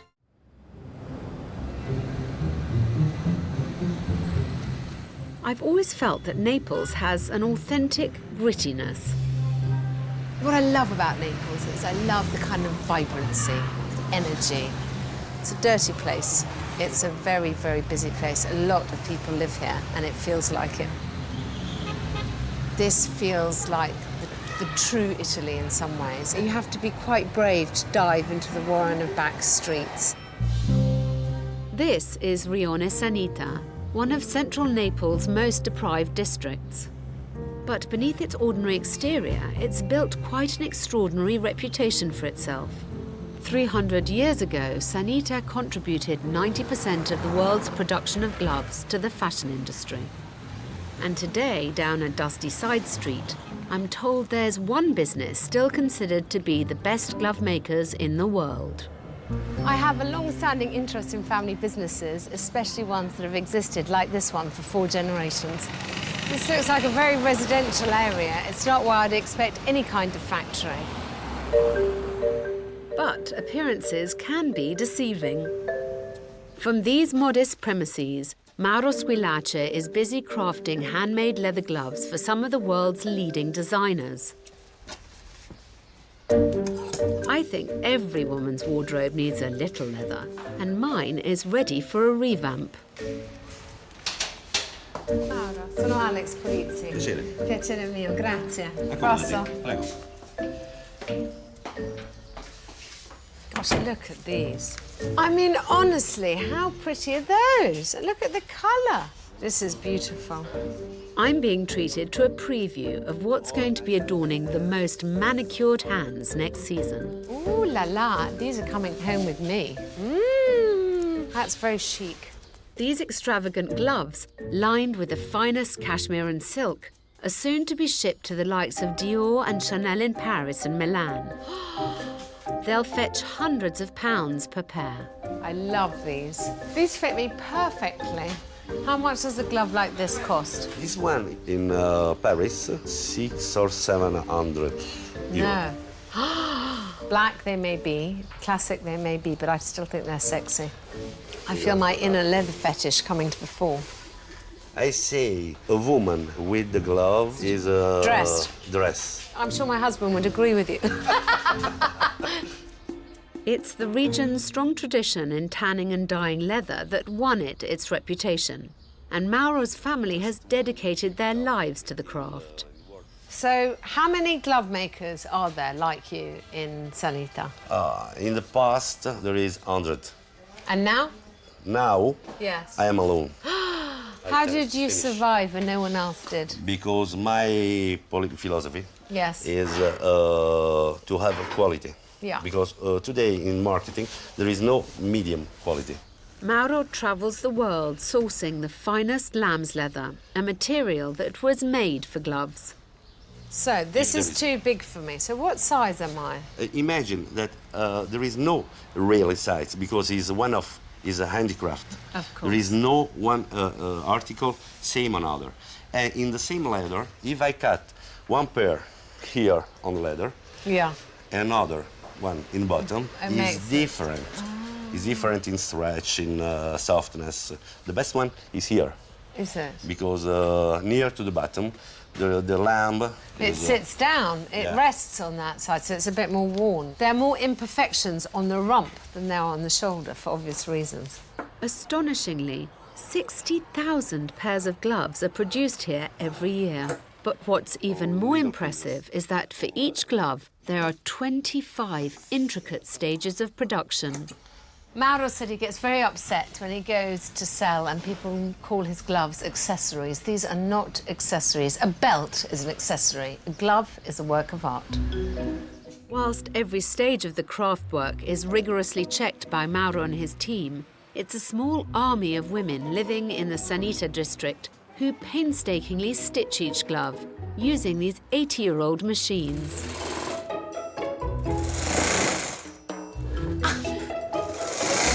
I absolutely love that. And did you see how quickly she did it?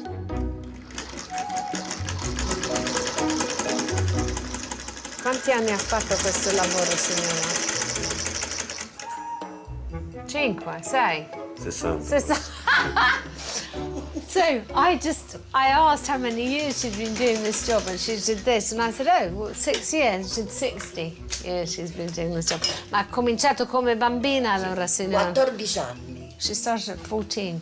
75. Ma le porta benissimo, signora. Si vede che è un lavoro salutario. Noi siamo bambini. Ah, bambini. Non ci vogliamo arrendere perché ci piace lavorare. Italy has a huge tradition of piecework, and I did know about that. But honestly, to have 60,000 pairs of gloves a year made like this, 25 sets at a time, is rather overwhelming. Who would have thought that you'd come up these slightly squalid stairs to find the centre of Napolitan glove making? Not me. The city's food scene holds a few surprises too. The cuisine here is as varied as its history, but the most ancient tradition of them all is street food. This is the Napolitans' take on fast food. For centuries, people have filled up on dishes that are cheap to produce, yet rich in their flavour. But I have to say, some are more appealing than others. Tripe, pig's trotters, marrowbone, all the things which, frankly, we've become too rich to eat in England. Brawn are still eaten here regularly. I remember eating tripe with beans with my grandmother. Can't say I'm thrilled or looking particularly forward to trying it again today. Grazie. This is calf's head. This isn't quite what I was expecting. Bueno. It's delicious. It's boiled. A bit of salt and lemon. Really taking me back to my childhood. We in the rich Western world have got used to eating things like fillet, but that's only one bit. And there's a lot of other bits that we leave behind.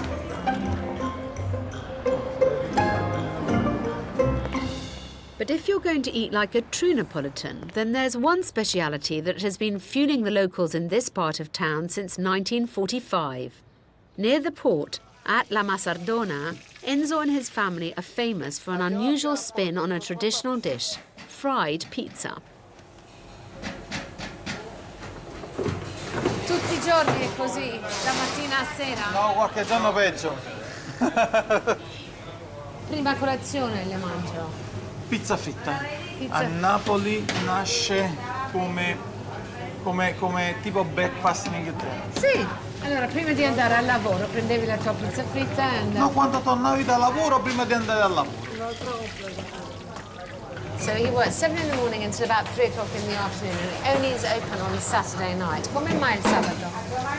Uno non deve troppo stancare, cioè non deve, devi desiderare la pizza. Sì. Quindi allora io so che la trovo un giorno, la desidero. Se la trovo tutti i giorni, non la desidero. This is the city of philosophers. Come si mangia la pizza? Sì, fammi vedere. Il profumo. Buonissimo. Guarda lo spessore della pasta, molto sottile. So this is how you're supposed to eat it. Take the corners and you use it to scoop out the middle. Okay. very... Questo è molto delicata questa. Questo è buonissimo. È molto delicata come pizza. Enzo and his fried pizza have reached legendary status in Naples, and deservedly so. As proof, he's even been immortalised with his very own figurine. This is considered to be the ultimate accolade in Naples, and the origins of this quirky tradition can be discovered in one of my favourite places in the city. So we're in Via San Gregorio Armeno, otherwise known as Christmas Alley, and here it is Christmas all year round. This tiny alley is the heart and soul of the Napolitan Christmas and is one of the most famous places in Naples to wander.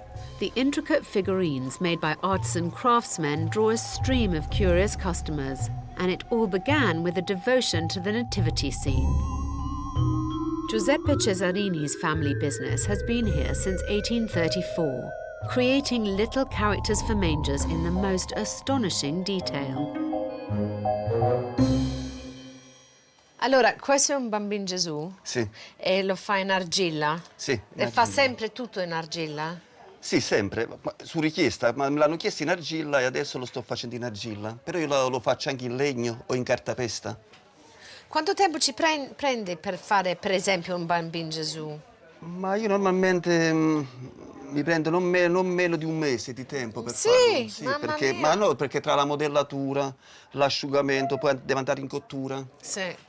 E l'ha fatto da sempre questo lavoro? Sì, da mio padre. L'ho fatto io da quando sono nato ho fatto sempre ed esclusivamente questo lavoro di scultura. Da mio padre ho imparato, sì. E lo fa suo che figlio? Che sta in foto lì alla parete. Ci tengo, lo faccio sempre presente perché è merito suo se io ho continuato questa attività. Over the years, the idea of the manger has evolved from the traditional to the spectacular. Alongside religious figurines, you can now find some craftsmen furnishing their mangers with a motley crew of characters. I can see the Pope, I can see Pavarotti, I can see Marilyn Monroe, I can see Princess Catherine and Prince Harry. I think that's Angela Merkel over there. It takes someone very dedicated to the cause of the EU to take an Angela Merkel home. I'm not quite sure I'm that dedicated. There's a real sense of humour and craft here, and I mean, you have to be very skilled to make this look as lifelike and as appealing as they manage to here. I don't find this stuff tacky in the least. But I do find it intriguing that religion isn't all that's celebrated in Christmas Alley. Jenny Di Virgilio's unique creations are all about good luck. He's very cool. Look at him. Mi piace tantissimo lui. Questo è lo sciosciò contro il malocchio, vedi? Ci porta la gobba. So first of all, if you see someone with a hump, it's lucky to rub it, which is why you can see he's rubbed smooth. Poi vedi, ha tutti gli amuleti contro il malocchio. Il ferro di cavallo, ci sono i cornetti, le corna e il corno rosso che non deve mai. So they're all the amulets. There's the corno that you do against the evil eye. If you think someone's giving you the evil eye, you always do that down to the ground. E perché I peperoni? Perché aglio e peperoncini insieme allontanano il malocchio. Oh, it has to be red. Perciò si accoppiano. Ah, so garlic and peperoncino together send the evil eye away. So these are all the old rituals from time immemorial. People have done the corna. And the Protestants have always been superstitious. I have to say to you, I am not superstitious in an ordinary sense. I don't think twice about walking under a ladder or a black cat. But I too always do the corna, and I too... Questo è un corno che ti regalo io a te. Portalo sempre in tasca. Lo farò. E porta bene. Grazie. He's given me this for good luck. I'm so thrilled. I love these. I've got a gold one that I will wear on a chain around my neck. All my family do. Grazie. Okay, grazie a te. What I find fascinating is that religion and superstition coexist so closely, and they see no problem in that. I think it's lovely that two such opposing ideas can both have equal power and strength here in Naples. Naples is a city full of surprises and contrasts. It's a somewhat fitting end to my visit that, amidst the chaos of Christmas Alley, I should discover a jewel of serenity, the Baroque beauty that is the San Gregorio Armeno Church. Isn't this wonderful? Right in the heart of such a busy city and right off such a busy alleyway is this haven, this oasis of peace. It's quite unbelievable. Naples has just retreated all of a sudden, very far away. Heading ever further south, an hour's drive from Naples, you'll reach the breathtaking Amalfi Coast. This is the image that most tourists conjure when they think of holidays in Italy. Here, ancient hillside villages cling to cliffs, lemon groves thrive, and sparkling seas shimmer from every hairpin bend. But abandon the car and weave your way into the hills, and you'll be rewarded with a treat for all the senses. Perched on this rocky outcrop just outside the village of Ravello is the historic Villa Cimbrone.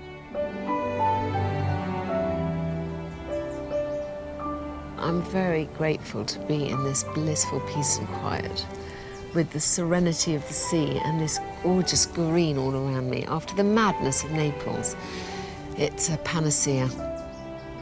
I love the Amalfi Coast. It was my favourite part of my wonderful honeymoon. I came here with my husband and we drove these vertiginous roads.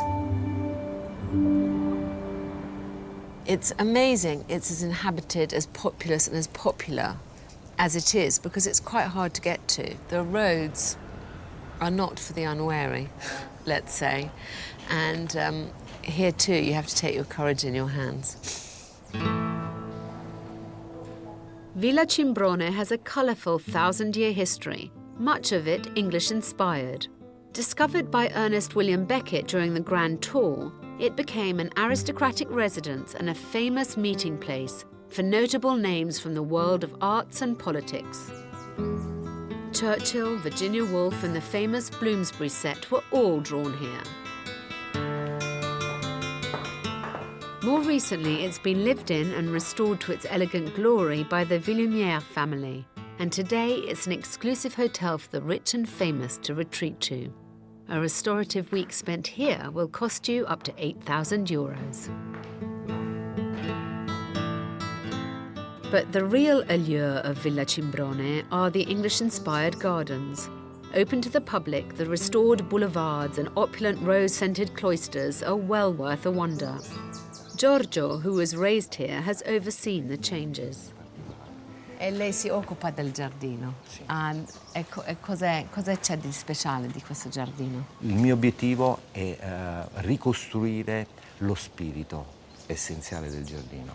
Ed era importante perché è un giardino a episodi, con giardino nel giardino. Ogni elemento rappresenta un'emozione diversa. So it's a very romantic idea of the garden, that there's different rooms almost, and every stage of the garden represents a different emotion, and you have to try and feel that emotion as you go into the different aspects of the garden.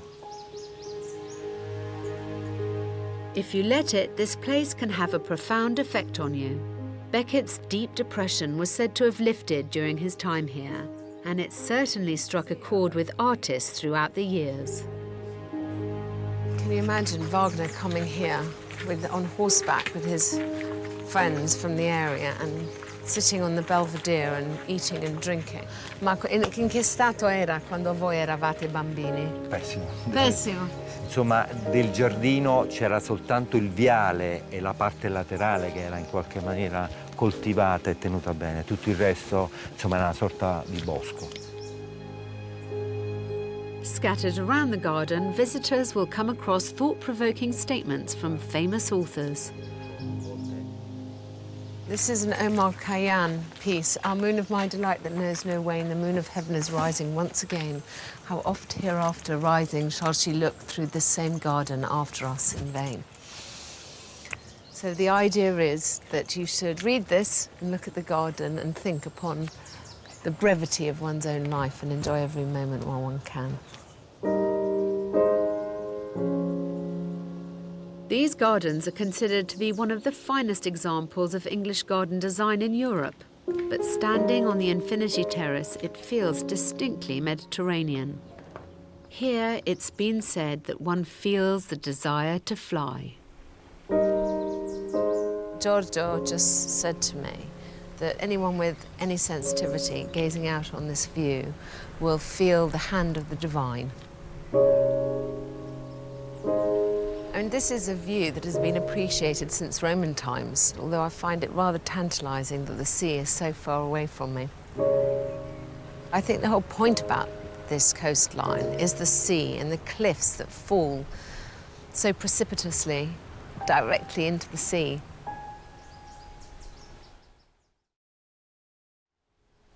In his epic Odyssey, Homer called this stretch of the Amalfi Coast the land of the sirens, and legend has it that these mythical creatures would sing to the sailors as they pass by.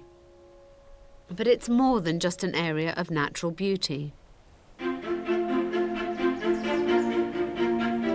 This is the Punta Campanella Marine Park, 33 kilometers of coast that have been afforded protected status. Beneath these waters, it's an ecological treasure trove of unusual habitats and species.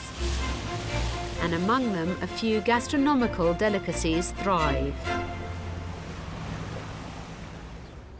The parapandolo is a sought-after shrimp that has to be tried if it's on the menu. But fishing for the shrimp isn't easy. For starters, it requires bespoke, handcrafted nets. For nearly a century, locals like Salvatore have been weaving with wicker and even olive tree branches to make these shrimp nets. It's thought that the smell of the cane, together with the bait, is the ultimate temptation for the otherwise elusive creatures. Antonio, who crews one of the few boats permitted to fish in the park, has specialist knowledge of where to seek them out. Quanti anni è che fa questo lavoro? Da quando c'avevo quasi 55 anni, 7-8 anni già andavo a pescare. 5-6 anni già, con mio padre, con mio nonno, sempre la tradizione dei pescatori. Diciamo che adesso è meno pesce, perché ci stanno, prima si pescava un po' più a periodo e di meno, sì, con meno attrezzi, sì, perché non ci stavano gli strumenti questi qua. Si lavorava con le mani. Sì, e lei ha figli? Barche. No, non sono sposato. No, non è sposato. Si è sposato col mare. Ah, so he doesn't have a son to continue his tradition. Dove vive? Giù alla spiaggia proprio qua. Sì? Sì. Ah, he lives right a 10 metri dal mare. 10 meters away from the beach. So it really is his life. Cosa pensa di pescare, prendere, tirare su? Un po' di gamberette prendiamo. Lo spaghetti, il linguine con le gamberette che prendiamo. It's almost 100 meters deep here. I asked because look how much rope he's pulling up. This is not a job for the unfit. C'è poca roba. C'è poco, però quando è la prima pesca sempre di meno. Guarda, sono pochi, ma guarda, sono belle grandi. Li mangia mai crude? Sì, sì, sì. Non voglio toccare. Vai, vai. Non fanno niente, solo si può pungere. I just cannot, I'm afraid. And I like raw prawns. I just don't think I can hold one long enough to pull its head off.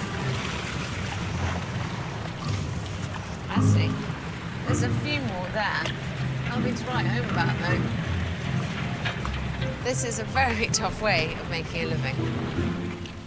Call me traditional, but I prefer my food that comes from the sea to be served on a plate. So I'm taking Antonio's advice and having this morning's catch with linguine. I feel slightly guilty using the last few shrimp in the sea for my pasta, but not guilty enough not to eat it. Prego. Grazie.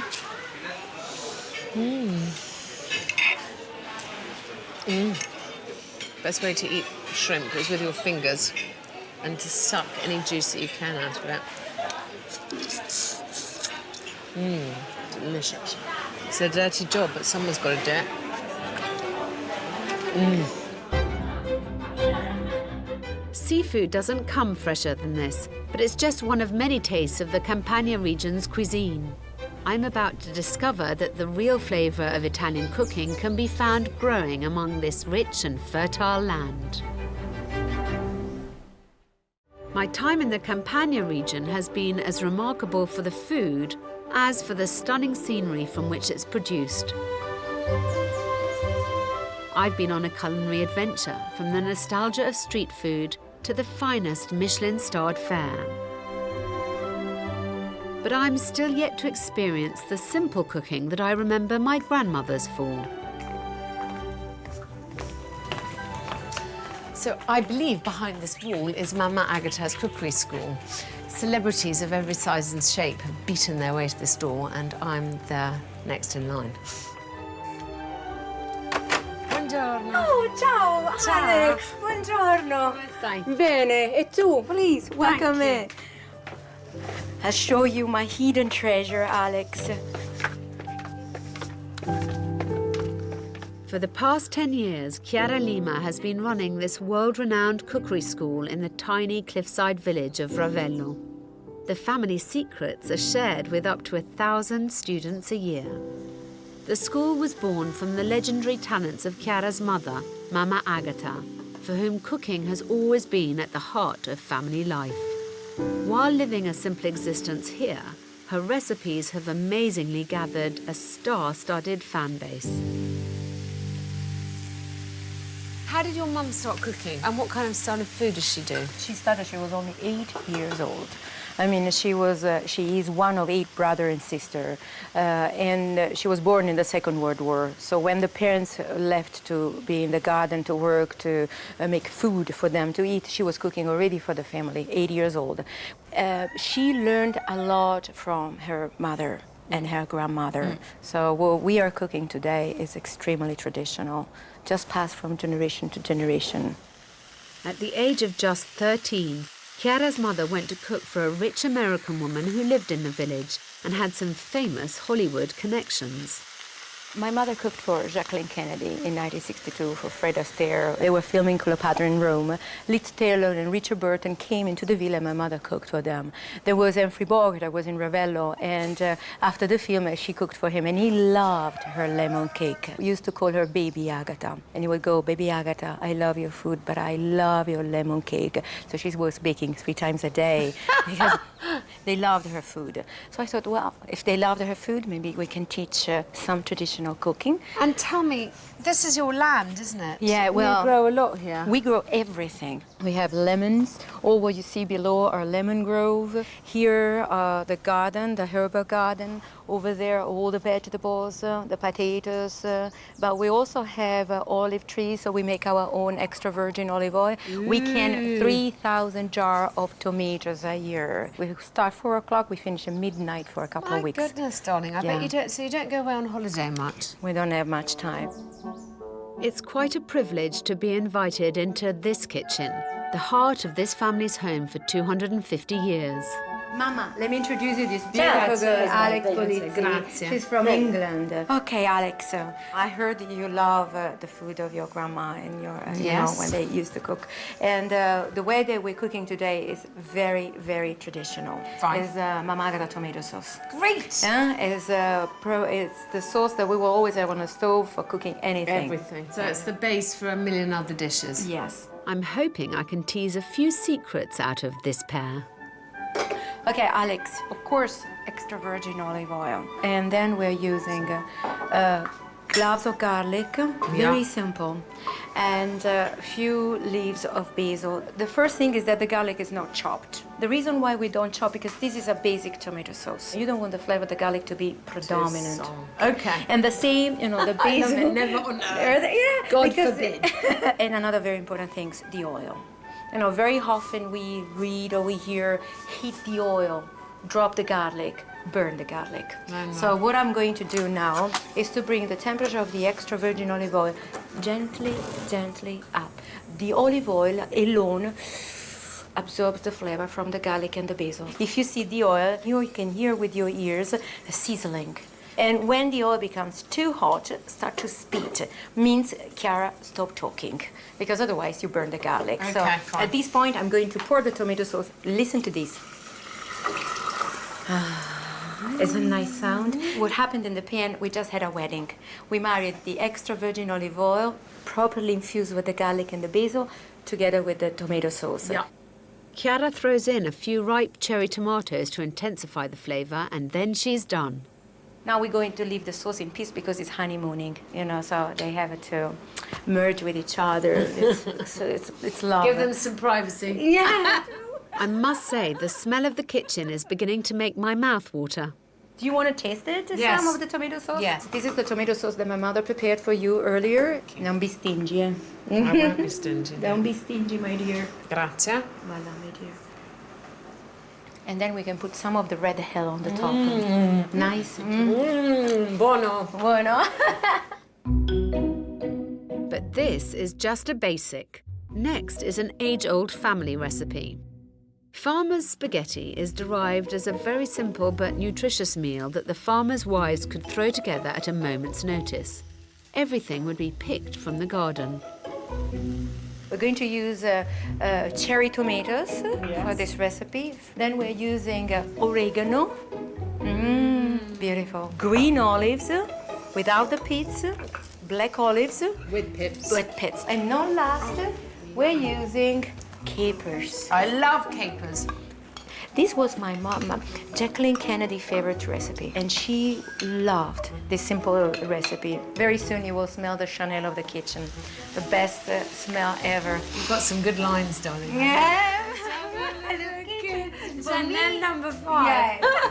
My mother chopped the parsley into the cherry tomatoes. She didn't put actually the parsley straight into the pan, because if you burn parsley, it turns into poison. All of the ingredients are added to the pan, left to cook for mere minutes, and that's it. Less than 10 minutes, spaghetti of the farmers are ready. And when we will serve this pasta, we will put no Parmigiano cheese on the pasta, because that will cover the flavor. Just use a bit of extra virgin olive oil. Brix, please take note that this is another big no-no, along with cappuccino in the afternoon. Yummy, yummy. Grazie. My goodness, I wish you had smell-o-vision. This is just delicious. Che odore. It's delicious. Buono. Buono. It's simple, really. And then the cherry tomatoes, the olives.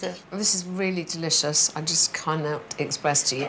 You know, my mama, when she sees you eating, she's always happy.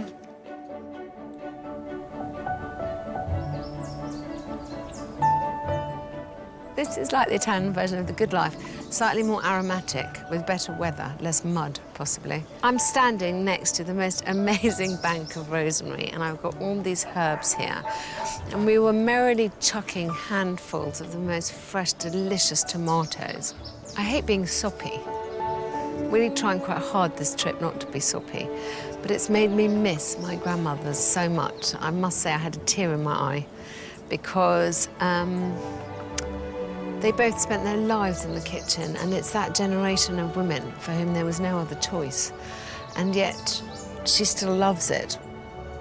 I found this incredibly inspiring. And more than that, it's just, it really reinforces that family connection when you cook like that in order to feed your nearest and dearest. There's such enormous pleasure and satisfaction in doing it when you get the chance, and with lovely ingredients. I must say, I must make more of an effort at home.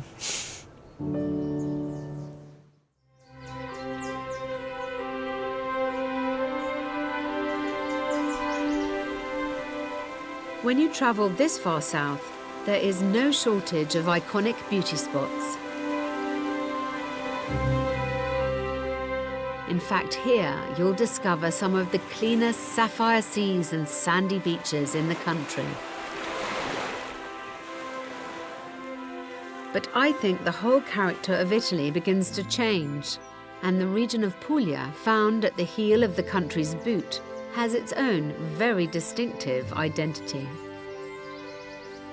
With its lush farmland, magical trulli, sparkling whitewashed towns and searing climate, Puglia somehow feels nearer to the wilds of nearby Greece than the nobility of distant Rome. This region's mile upon mile of arid farmland reflects its humble agricultural past, and today it's famous for its produce, which includes exceptionally good wine.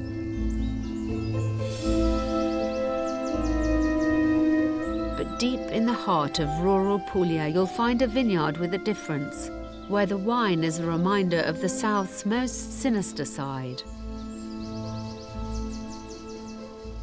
It's no secret that Italy has a serious problem with the mafia. And this corner of the country has felt the force of it more than most. Here there is a constant invisible threat of organized crime, but there are grassroots organizations now fighting it. La mafia comanda con la paura delle persone, perché è chiaro che se io tolgo il posto di lavoro, la persona ha paura, per cui subisce quelli che sono i soprusi di un mafioso. Siamo stufi di sentirci dire che l'Italia è la mafia. Francesco Gigante is part of an anti-mafia cooperative named Libera Terra Puglia. Both inspiring and courageous, its aim is to bring good from land that has been confiscated from the mafia.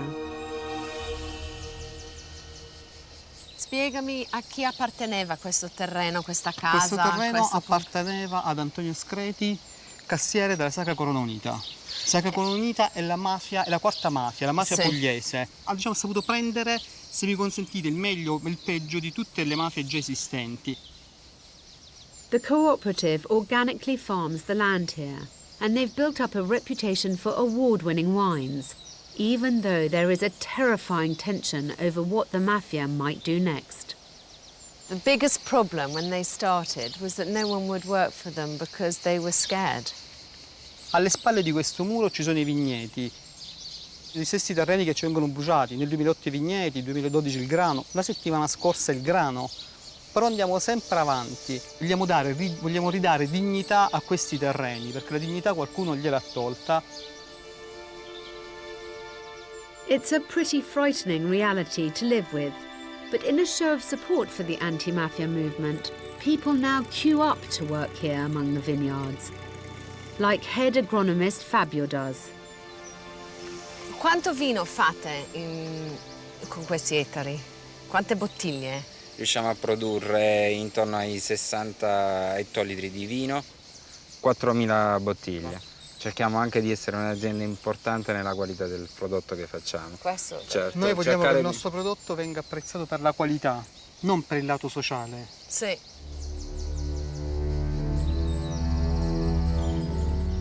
Nevertheless, standing here at the entrance to the chapel, where reputedly the mafia used to initiate new members, it's difficult not to be cowed by the sobering history behind these wines. So che c'è una storia dietro ogni bottiglia e questo si chiama Albarelli della Santa. È dedicato, come gli altri vini, a delle vittime di mafia. Questo vino è dedicato al sorriso e alla freschezza dei giovani Michele Fazio e Gaetano Marchitelli, ragazzi baresi uccisi innocenti per mano mafiosa. Allora, questa si chiama Renata Fonte. Vai, Renata Fonte, nome e cognome. Renata è il nome, Fonte e cognome. Sì. Assessore repubblicano al comune di Nardò. Sì. È stata uccisa perché ribellatasi all'abusivismo edilizio in un'oasi protetta, che è veramente il posto più bello della Puglia, uno dei posti più belli della Puglia, ed è ancora rimasto intatto grazie al suo sacrificio. Uccisa, si dice, per mano mafiosa da persone che molto vicine a lei sui banchi comunali del comune di Nardò.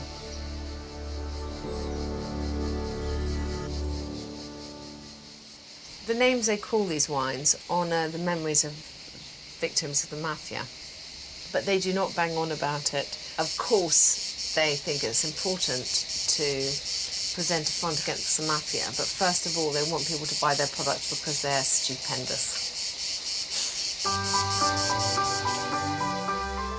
While the war against the ever-present mafia is still being fought, I think this is a beautiful way to pay tribute to its victims, and a hint that there's much more than meets the eye to the surprising south.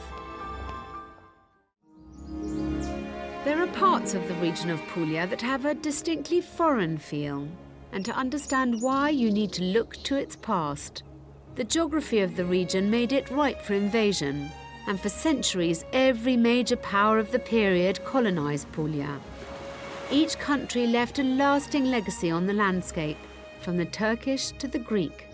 but it's the Baroque beauty of the city of Lecce that makes it one of the most celebrated sights of the south. For me, Lecce is the jewel in Puglia's crown. This is called the Florence of the South. Every single building in the historic centre is made out of the same local stone.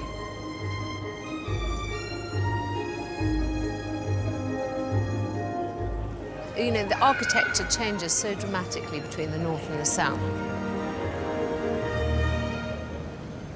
The cities are more decaying and there's a greater attrition of time in a way, but they are romantic with the capital R.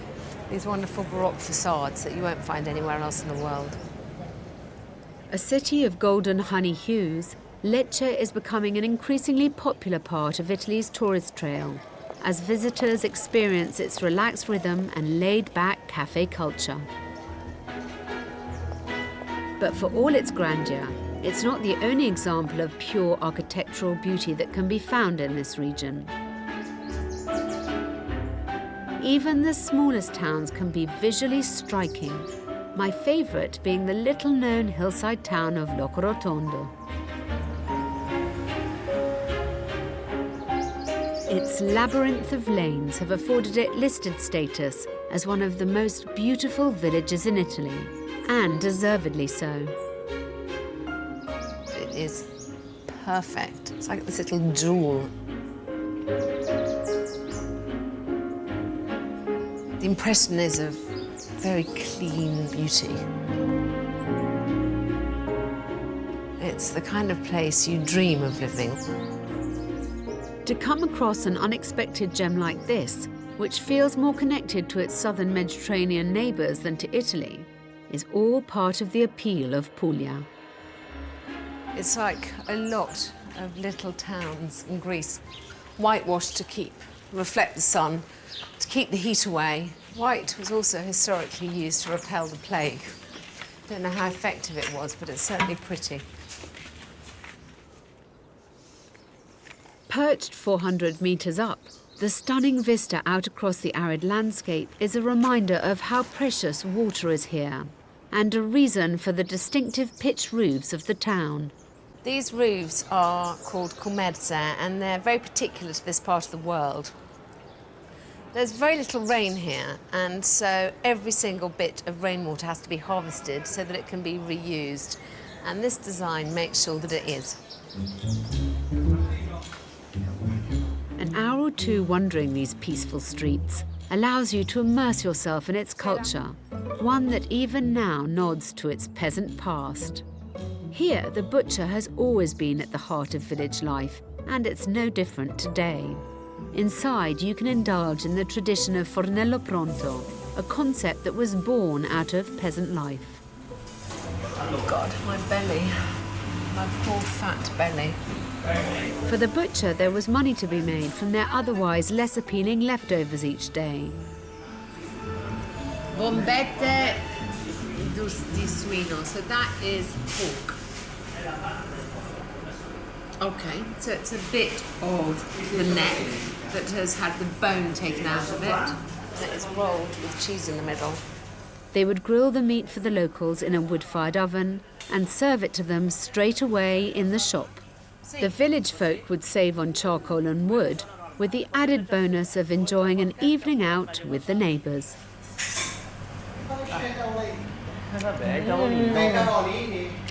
Vabbè, mo sta riprendendo. Finger licking good. I mean, I can't say I believe it's very dietetic, but my goodness, it's good. Age-old traditions like these were what brought people together in Puglia's towns and villages. But some are more curious than others. Spending time in Puglia, you may discover that the region has its own unique soundtrack. It's not unusual to happen upon a crowd of people dancing maniacally to the frenzied rhythm of tambourines and violins. This is a folk dance known as a pizzica.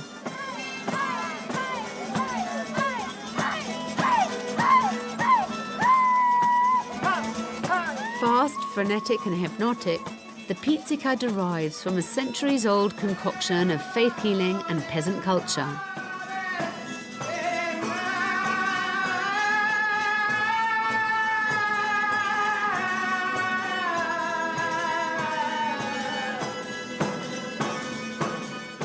This devilish dance was thought to have been the only way to banish the poison of a tarantula bite.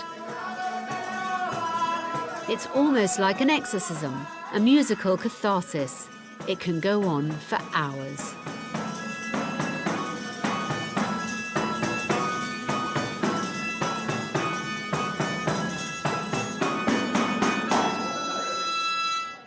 The pizzica music is merely a hint of the rich history and folklore of the region.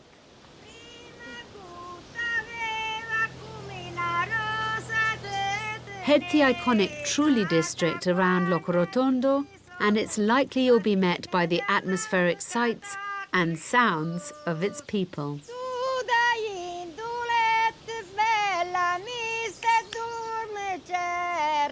Women like Graziella are the real spirit of Puglia. Io quasi non capisco una parola. E sono tutti in dialetti. Buongiorno. Buongiorno, buongiorno. Signora, posso entrare? E come no? Grazie. Accomodatevi. Graziella lives in a trullo, a curious beehive-shaped house that you only find here.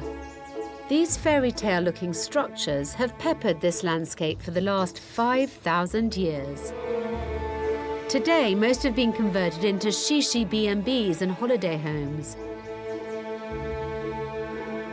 But Graziella has lived in her trullo for most of her life. È venuta a vivere qui da quando è sposata? Sì, o sì. poco dopo? No, mi sono sposato, sono venuta qui, ho vissuto con i miei suoceri più di 30 anni. Gosh, 30 years of living with her in-laws. Sono morti all'età... Se quello non ti insegna pazienza. No, la pazienza già ce l'avevo, se no non mi avessi neanche sposato, non avessi accettato di stare con i suoceri. Sì. E poi la cucina la sapevi già fare bene, la sua mamma le ha insegnato. A quei tempi, se uno non sapeva fare la cucina, non ti sposava neanche, non ti volevano gli uomini. Gosh, well, it's lucky times are different. In a land where cuisine is king, Puglia's cucina povera, peasant cooking, is legendary. Fava beans have fed the poor here for hundreds of years. 500 kilos of these, her and her husband, and she's 80, by the way, took a week to harvest. So as evening entertainment, when it's raining or when they're sitting by the fire, they sit there and they take off the hard skin. Ma prima si sbucciano e poi... No, prima si... Sì, e poi si bolliscono. Poi si bolliscono, sì. Poi si mettono al sole e si fanno asciugare bene. E poi vengono...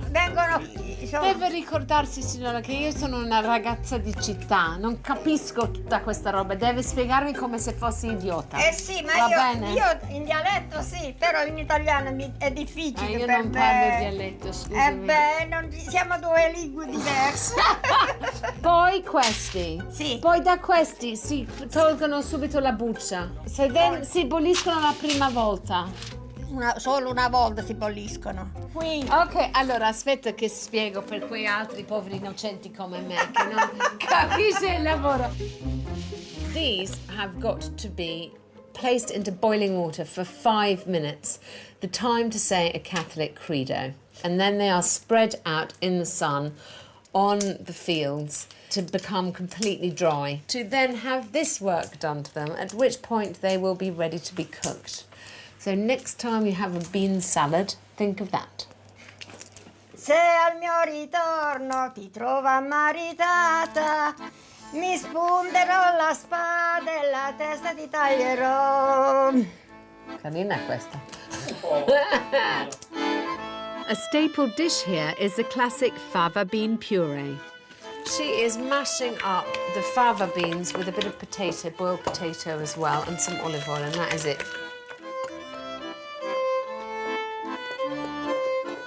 She's just got the technique. Look at that. The more you beat them, the smoother and the whiter the paste becomes. In the old days, she used to make this every single day, so she must have done it Fate fretta che io mi stanco. 1,000 times in her life. She's getting tired, she says. It's not like it used to be. Questo è un piatto dei poveri. This is a poor people's dish, she says.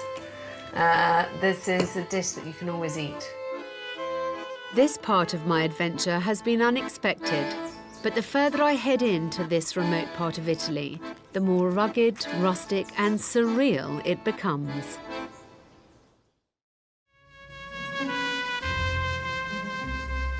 A world away from the sun-bleached fairy tale landscape of Puglia, the heart of southern Italy is eaten up by the majestic expanse of the country's largest national park, Monte Pollino.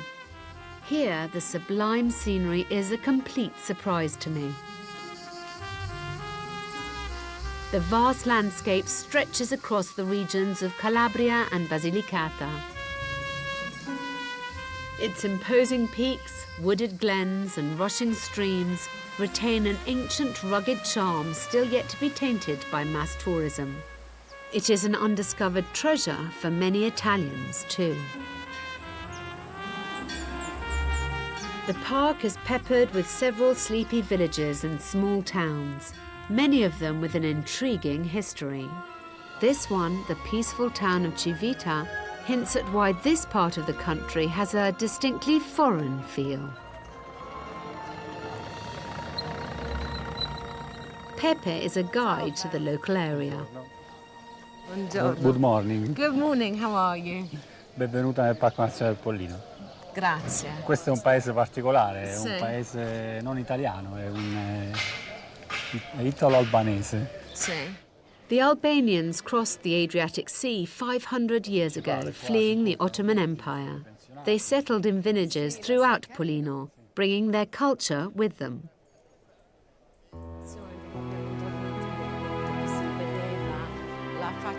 A quiet stroll around Civita makes for a great start to the day, but its positioning within the park also makes it a gateway to the wilderness beyond.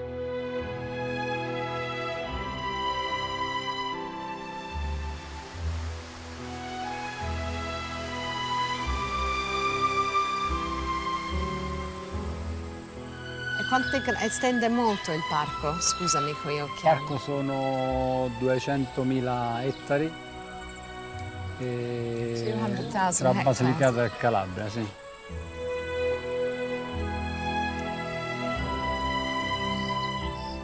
The epic vistas of Monte Pollino are an adventurer's playground.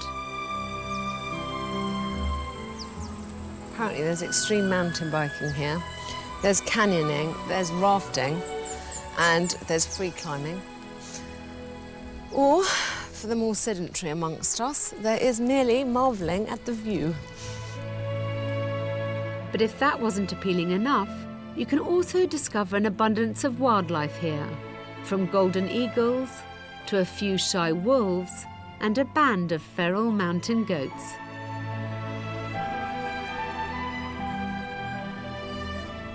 Allora, praticamente qui intorno hanno sempre allevato la capra, Sì. è un animale abbastanza comune.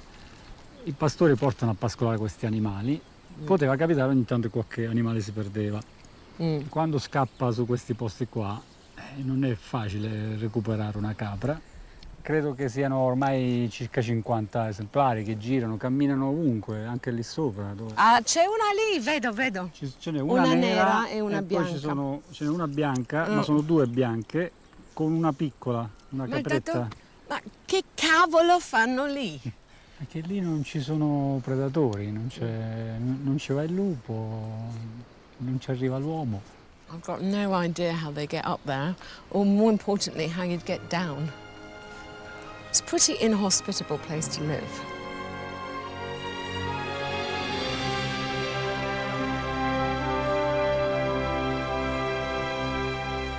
But for some, the remoteness of the park make it an idyllic place to call home.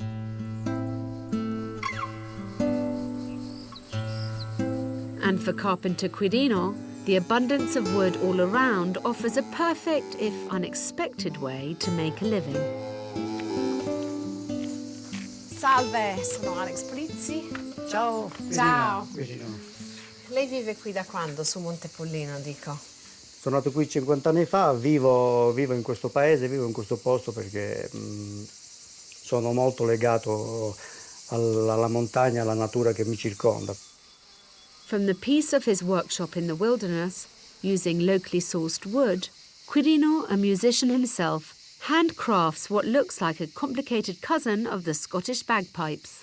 Questo è un strumento tradizionale. Questo si chiama zampogna a chiave. Zampogna a chiave. Ci sono strumenti tradizionali come la forma di questa zampogna esiste dal centro Italia fino alla Sicilia. Come hai imparato a fare questo strumento? È stato facile per me costruire questo strumento perché l'ho preso da un vecchio costruttore, un bravissimo costruttore, e ho copiato i suoi strumenti, precisamente nelle misure, nelle decorazioni, e fin quando è risultato finito lo strumento. Cioè praticamente ho adattato tutta la mia attrezzatura riguardo il tornio a costruire questi strumenti. Sì. Mi fai sentire come suona?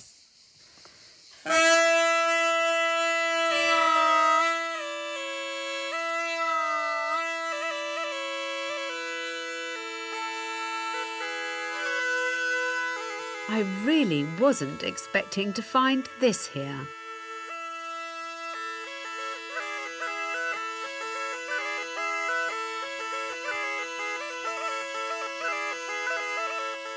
And such an enchanting sound.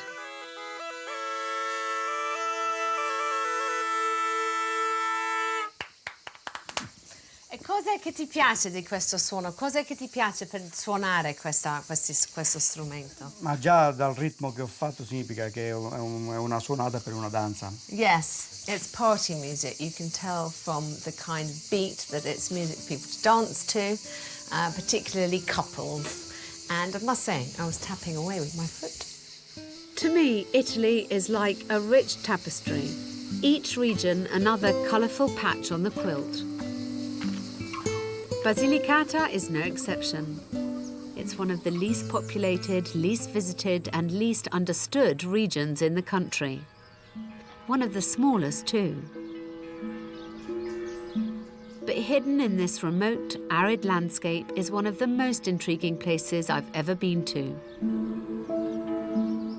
The ancient city of Matera is both haunting and beautiful.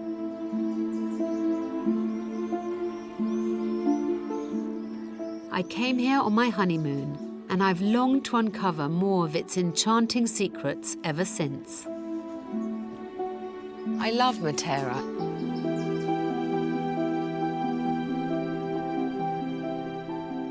It's one of the first continuously inhabited sites in Europe, and so it's got this immense resonance and history which I find most appealing.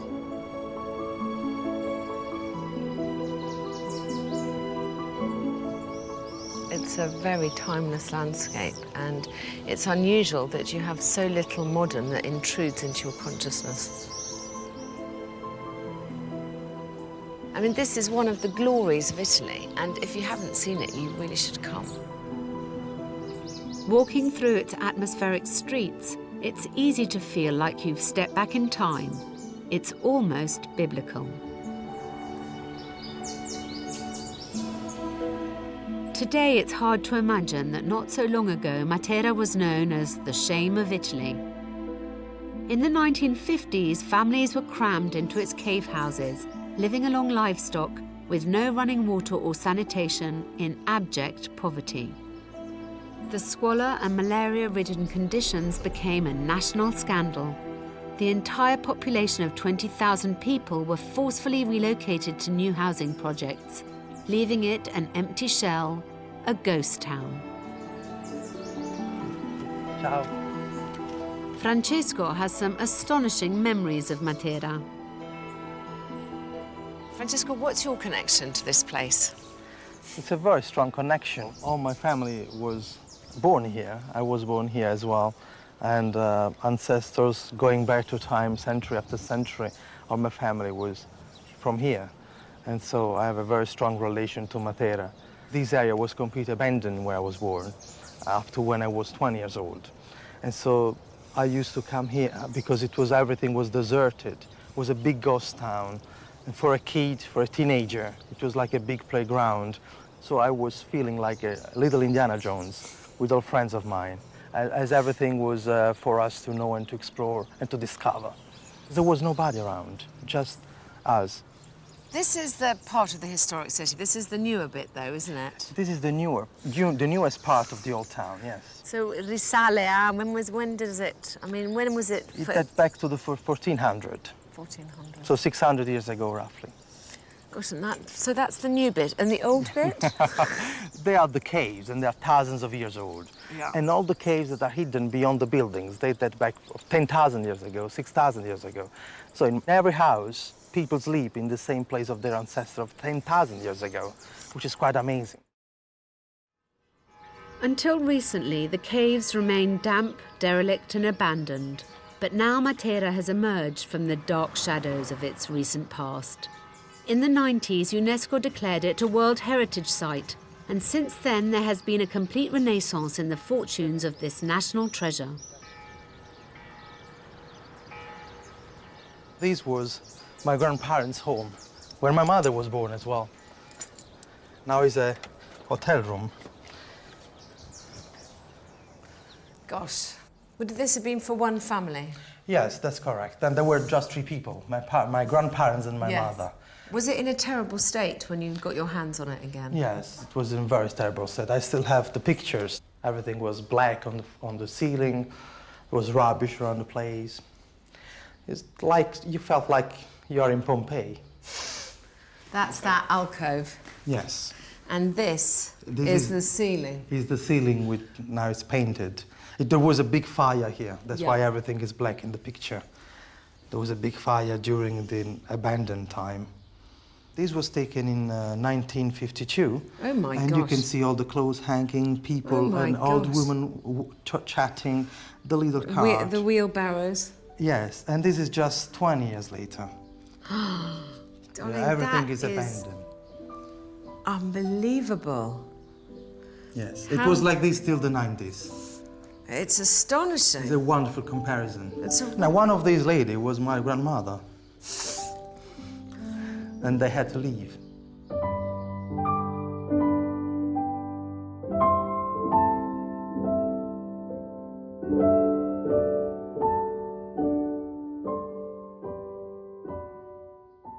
How did your grandparents feel when they had to move out? Well, most people of their generation, they were quite happy to move because we were the shame of Italy, the disgrace of Italy. So they were happy to move to new neighborhoods. They were modern, and so they just abandoned them. It was my generation to understand the value that we were losing, as this was not just the disgrace of Italy. It was an incredible heritage that we were losing. And it's not a coincidence that in their generation, Matera was the shame and the disgrace of Italy. In my generation, it's a world heritage. Everything has changed, and now we do understand that what Italy thought it was a shame was just a picture of a very long film. Yes. That which is going on, and has been going on for 10,000 years, and will last for 10,000 years more.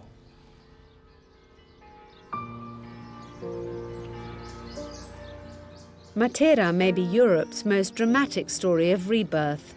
Tourists are now flooding back to the city, but this is not a landscape that's been blemished by modern life.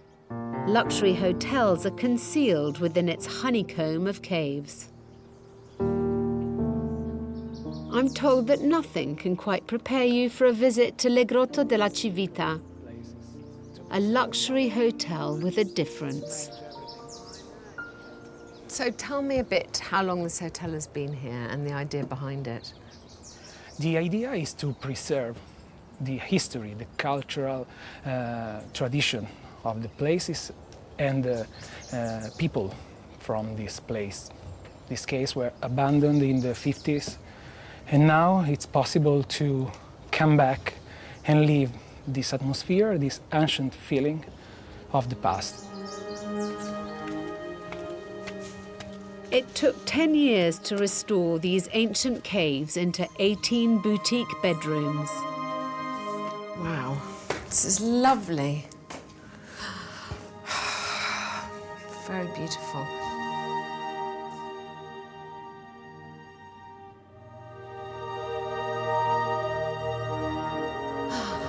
Look at that view as well. It's amazing.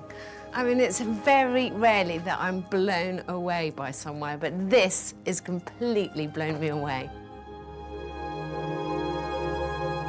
It's romantic and it's done with just such immaculate taste. The lighting, the furniture, the linen, and the candles everywhere, and it's just really very nice. So shall we?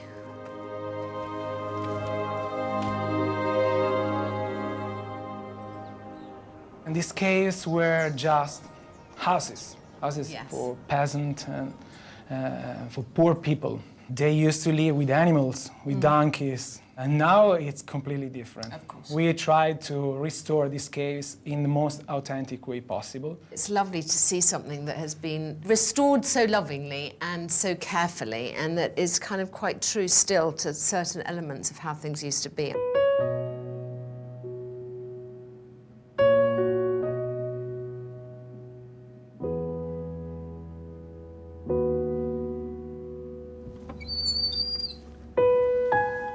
Gosh. I've always felt that you should be able to wake up in a hotel and know exactly where you are in the world. But this is something else. Makes me very dissatisfied with my current living arrangements.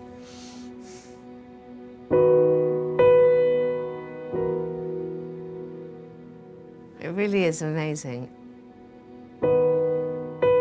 I can't think of a hotel that's captured my imagination more, actually. But Matera is a city of two extremes, as I'm about to discover. Until 25 years ago, the southern Italian city of Matera was a desolate, deserted and dirty secret of Italy. It was called Italy's shame, Matera. And it's lovely to see it blossom into a pride of Italy. Today, its subterranean slums have become a luxury destination unlike any other in the country. And Matera is now feted around the world. But what's less celebrated outside of the city is the annual festival, the centuries-old feast of the Madonna della Bruna. In a workshop in the heart of the city, the finishing touches are being applied to a lovingly handmade float. It forms the centerpiece of the festa. The float is a real work of art, built out of papier-mâché and decorated with ornaments and statues of saints. It takes 4 months to design, build and decorate at a cost of about 25,000 euros. But for all its glory, this masterpiece always meets an ugly end. In the days leading up to the festa, no one in the city sleeps. Italians love a festa, and this is one of the more impressive ones that I've ever heard about. I've never seen it before. It's all tied up with a historic religious significance, but it's become more than that. It's become a sign of pride, not just in your region, but in your specific town or city. I believe there are going to be 60,000 people here tonight. I asked specifically to be removed from the crowd because, quite honestly, I've never seen more armed police than a rather violent football match. I mean, they're 3 deep, the police down there. I don't know what they think is going to happen, but they're obviously prepared for the worst. It may be little known outside of Matera, but this festa is a very big deal to the people here.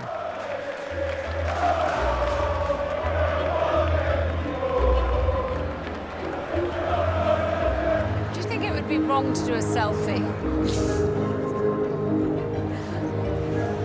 Look, now quite a lick is coming.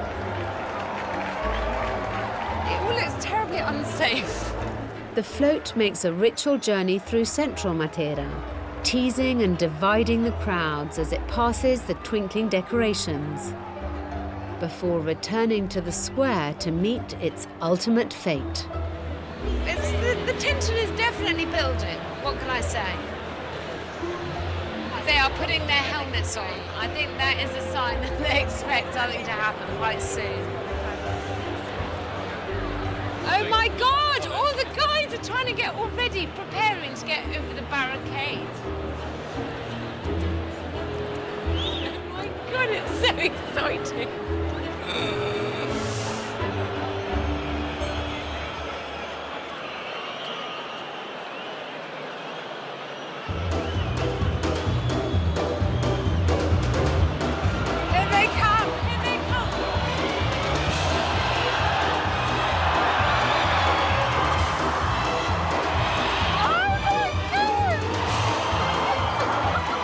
The baying crowds have set upon the chariot like wild animals. It's a rite of destruction, a frenzy of religious devotion. Look, they're gathering trophies. They're gathering trophies.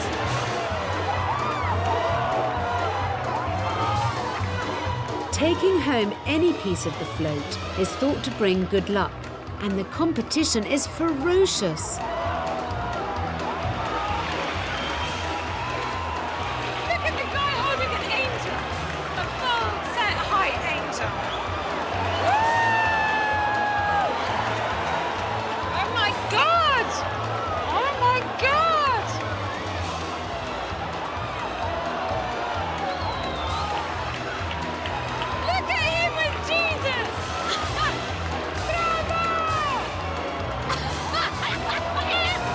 In less than 70 seconds, the wreckage is complete.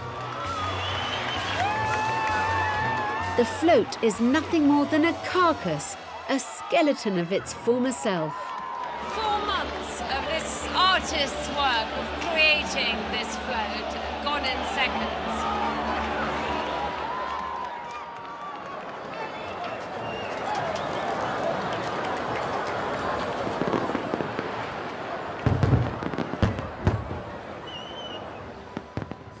This festival is a fitting finale to my Italian travels. I consider myself incredibly fortunate to have had the opportunity to step outside of my everyday life and experience the length and breadth of a country that means so much to me. I've burrowed into its great cities, immersed myself in its rich culture, and revisited the people and places that are so dear to me. Alex. Hi, darling. And what's become more and more apparent to me is there's something wonderful, something unusual, something unexpected around every corner. There's so much to Italy. There's this huge interior that very few tourists, relatively speaking, still discover, which is a shame because there's so many jewels here. Culinary, architectural, historical. You could keep coming back here for 20 years and always find something new. But more than anything, this trip has allowed me to learn about myself. When I was younger, I always used to think that as an Italian, I felt rather too loud and too emotional for England. And when I came to Italy, I was considered very British. Now I feel as if I've got the best of both worlds. How lucky I am to have such a rich dual heritage. It's kind of strengthened my ties to Italy again.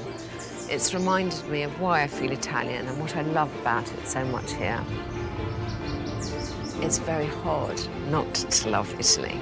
I always have, but it's nice to be reminded of why.